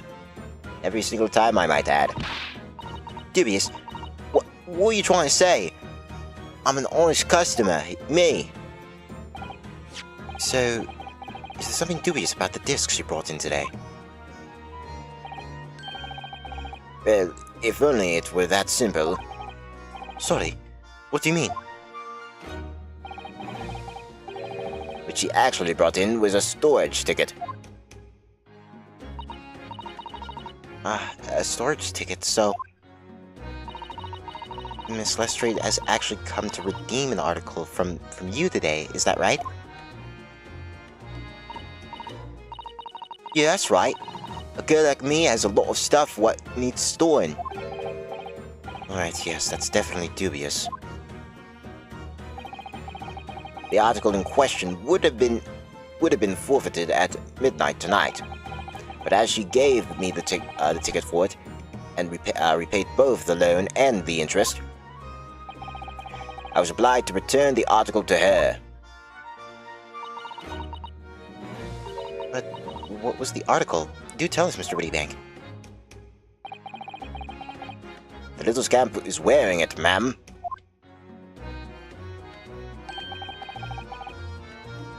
It's the overcoat?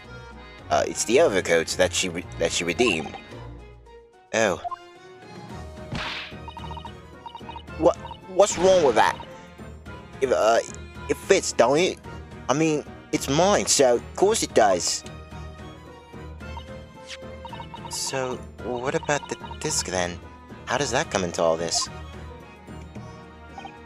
Ah, the disc is something else. A new article to pawn if the girl and I can agree on a price.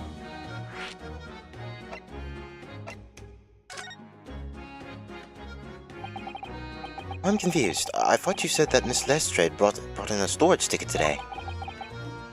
It's really quite simple. Yes, the child brought me a storage ticket and the money owned on it, as you say. For this heavy black coat, which you returned to her care, as I understood it. That's right, yes. And rather unsurprisingly, as soon as the little ragamuffin put the thing on, she went riveling through the pockets. Oh, you mean...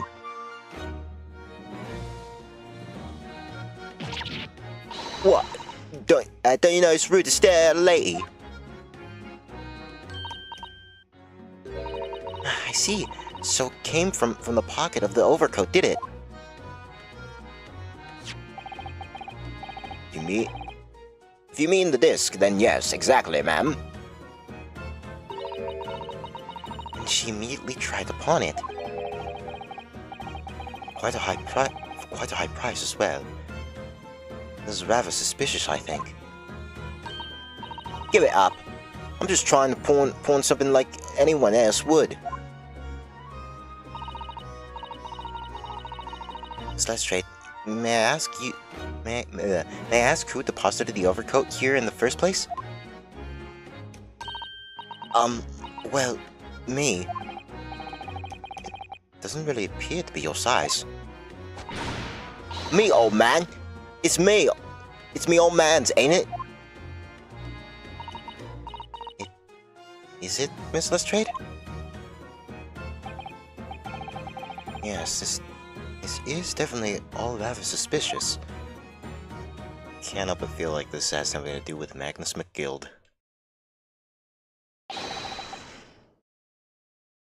Out of my way, please. Okay, who's this now? Oh. Who's this picture postcard English gentleman?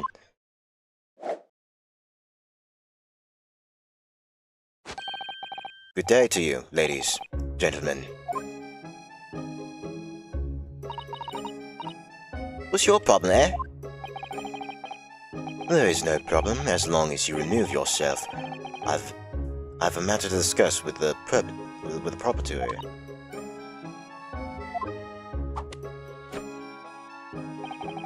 And if you don't intend to make a problem of it, I shall see you outside, little girl, for the hiding you deserve. Hinding you deserve. Look, ain't it obvious? I ain't done talking with him yet. If you think you're such a gent, you should know how to wait in line. Well, you are an intuitive little brat, aren't you? As well as a pickpocket. Eh? Who are you? How do you know who I am? The question is, how do you not know who I am? You haven't the courtesy even to remember the faces of your victims, it seems. What? You mean from you?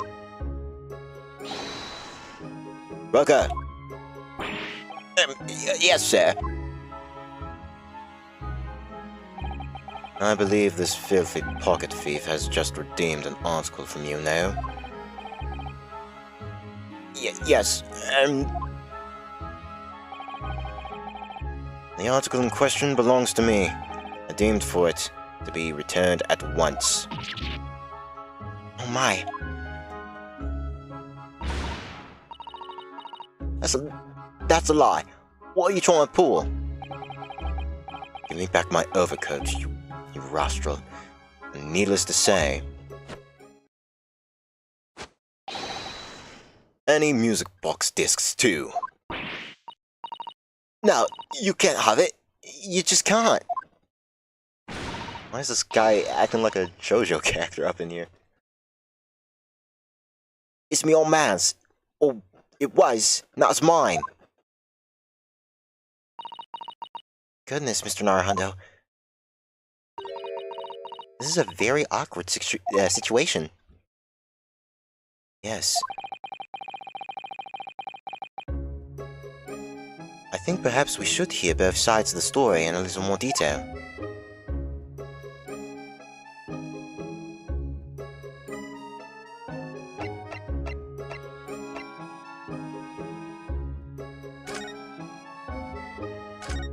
Gentleman's accusation. Miss Lestrade, is what the gentleman's saying is... What you think? It's all lies, ain't it? Obviously. I swear on my life, I ain't never laid eyes on that dandy before. Let's hear it now, you little ragamuffin.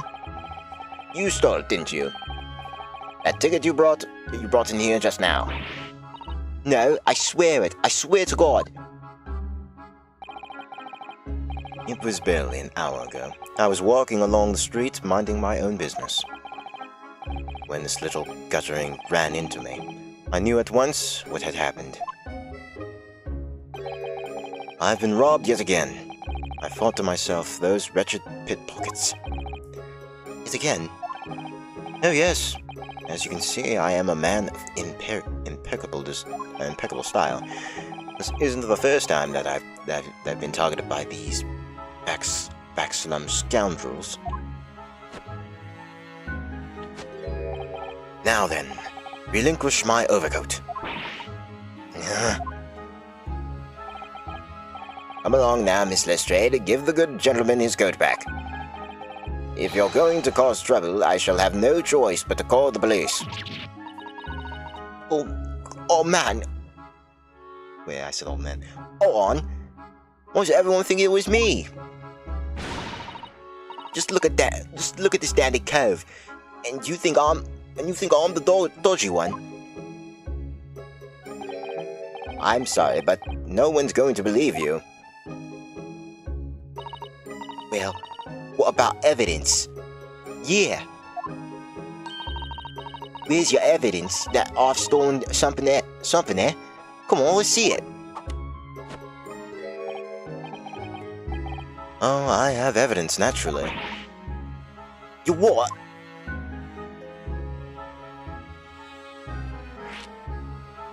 Let's see this evidence. Evidence that the article Miss Lestrade redeemed actually belongs to this gentleman. Of course, we need only consult Mr. Wittybank's ledger to know the truth. We'll be able to look up the name of the person who deposited the article in the first place. Yes, brilliant.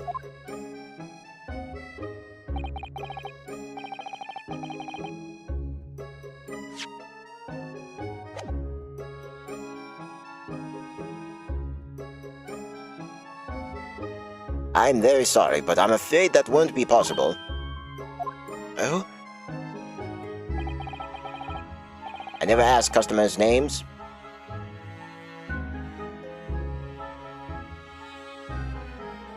That's a strict policy of mine. But why not? Well, now, as you can imagine, some of my customers have circumstances to consider. A great many of them prefer to maintain their anonymity. Yes, I see. But then, how can you know if the article belongs to the person asking to redeem it? Oh, it's quite simple. Good sir. Might I trouble you for the watchword associated with the article in question? Of course, it's... Professor. Layton.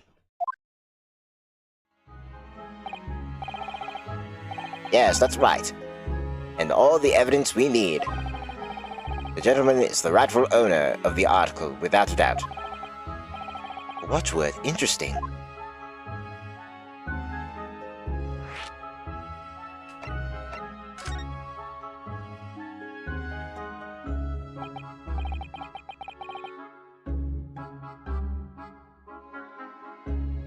And...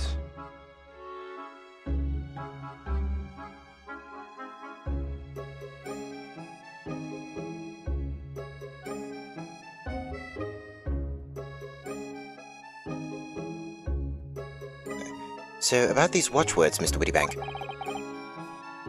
As I just explained, I never ask customers' names when they deposit items with me. There are many reasons why certain customers would like to keep their activities secret. It wasn't exactly a suitable glance at Mr. Sholmes now, was it? We detectives have no dark secrets, none at all. Yes, well, anyway, that's why I always ask for a watchword whenever I accept a new article. In many ways, it's like the secret combination of numbers used to unlock a vault. The date of deposit, a description, and a watchword uniquely identify each item. And of course, then I give the storage ticket to the customer. When someone comes to redeem something, I ask for them the ticket and the watchword. And if someone tells you the correct watchword, you return the article. That's right, sir. Yes, just as soon as the required fee is paid. And I have supplied you with the information you required already. But for the avoidance of doubt, the article in question is an overcoat deposited 2 months ago on 15th February. With the watchword of Professor. All perfectly correct information, sir. But how? Really, this is beyond a joke now. There is no further room for doubt.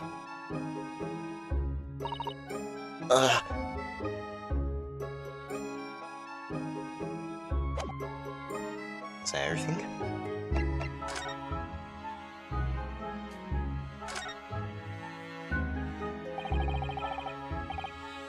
Would you have a look at it? That's strange. Where's my armband gone? What's the problem? Is something wrong? I suppose? Looking for this? Yes, but how? And when? And how again? I've got talent for it, haven't I? Divin? That's bordering on black magic. And it makes what I was about to say about my armband seem a little dull. So, what you want to tell me about it then?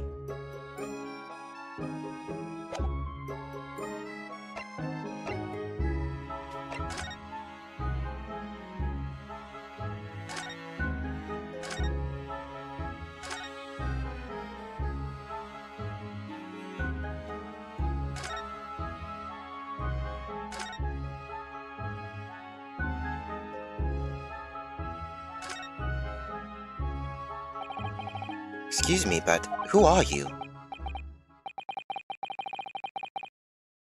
One would expect the acquainter to introduce himself first. Though clearly you are not British, so perhaps our ways are foreign to you. Oh, sorry, yes. We're from the Empire of Japan. We're studying here. Oh yes, Japan. I've heard talk of that place. It inhabits the live on some fiercely brown-colored soup dressed up in the exotic spices. You might be thinking of somewhere else. What was that theoretical gesturation about? Perhaps anyway. If you are a gentleman, sir, you offer your own name first before inquiring after the name of another. Of course, yes. I'm Ryunosuke Norhondo. I'm a lawyer. Well, a student of law, really. My name is Sasato Mikotaba. I'm Mr. Naruhondo's assistant. I see. My name is Benedict.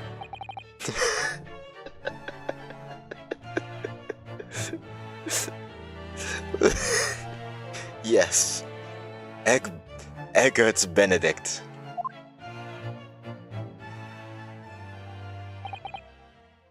Enchante. So refined in how he holds himself and how he speaks, but the name is suspicious.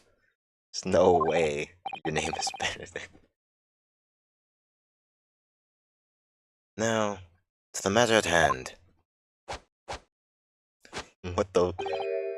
My overcoat! Return it at once to someone with the style to carry it off.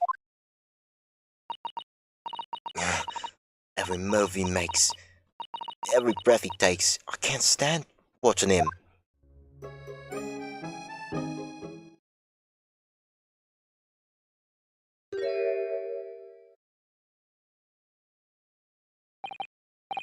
So, let that be an end to the matter. And thank you for your custom. Thank you for your custom, Mr. Egbert. I say Egbert. Mr. Eggert's Benedict, sir.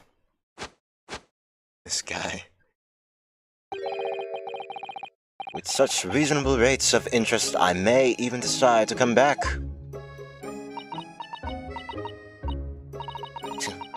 This is why I hate grown-ups. Just cause I'm a diver, everyone thinks that makes me a liar. Well, yeah, that's how the story of the boy who cried wolf goes. And the contents of the coat pockets, if you please, Rocco. But of course, sir, here's the disc for you.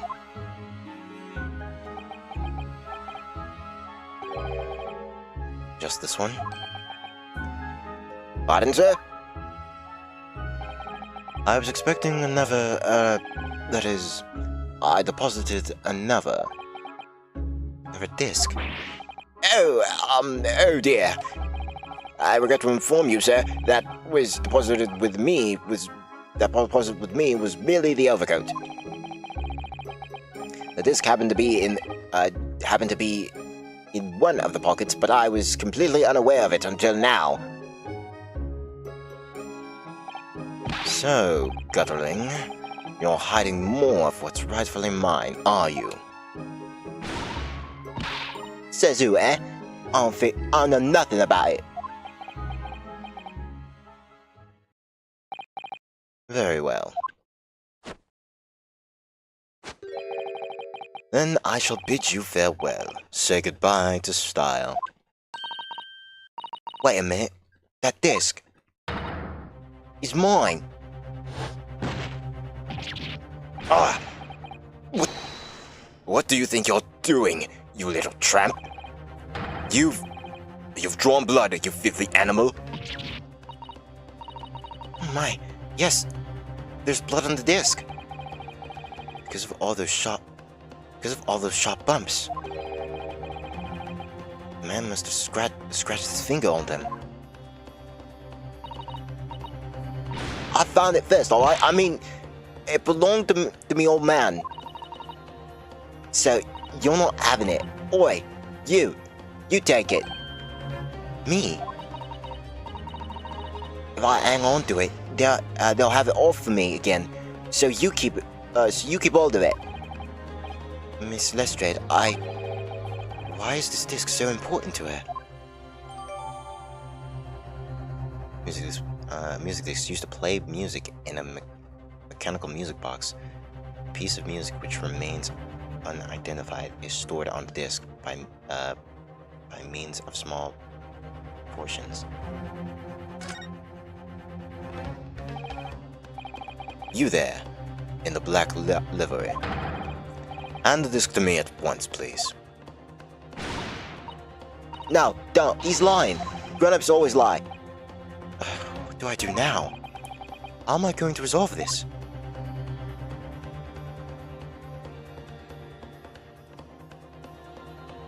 No?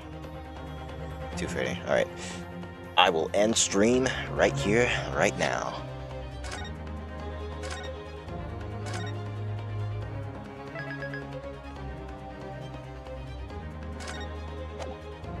So, thank you all for watching.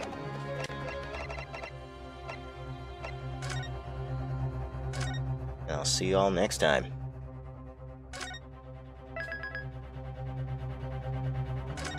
Later.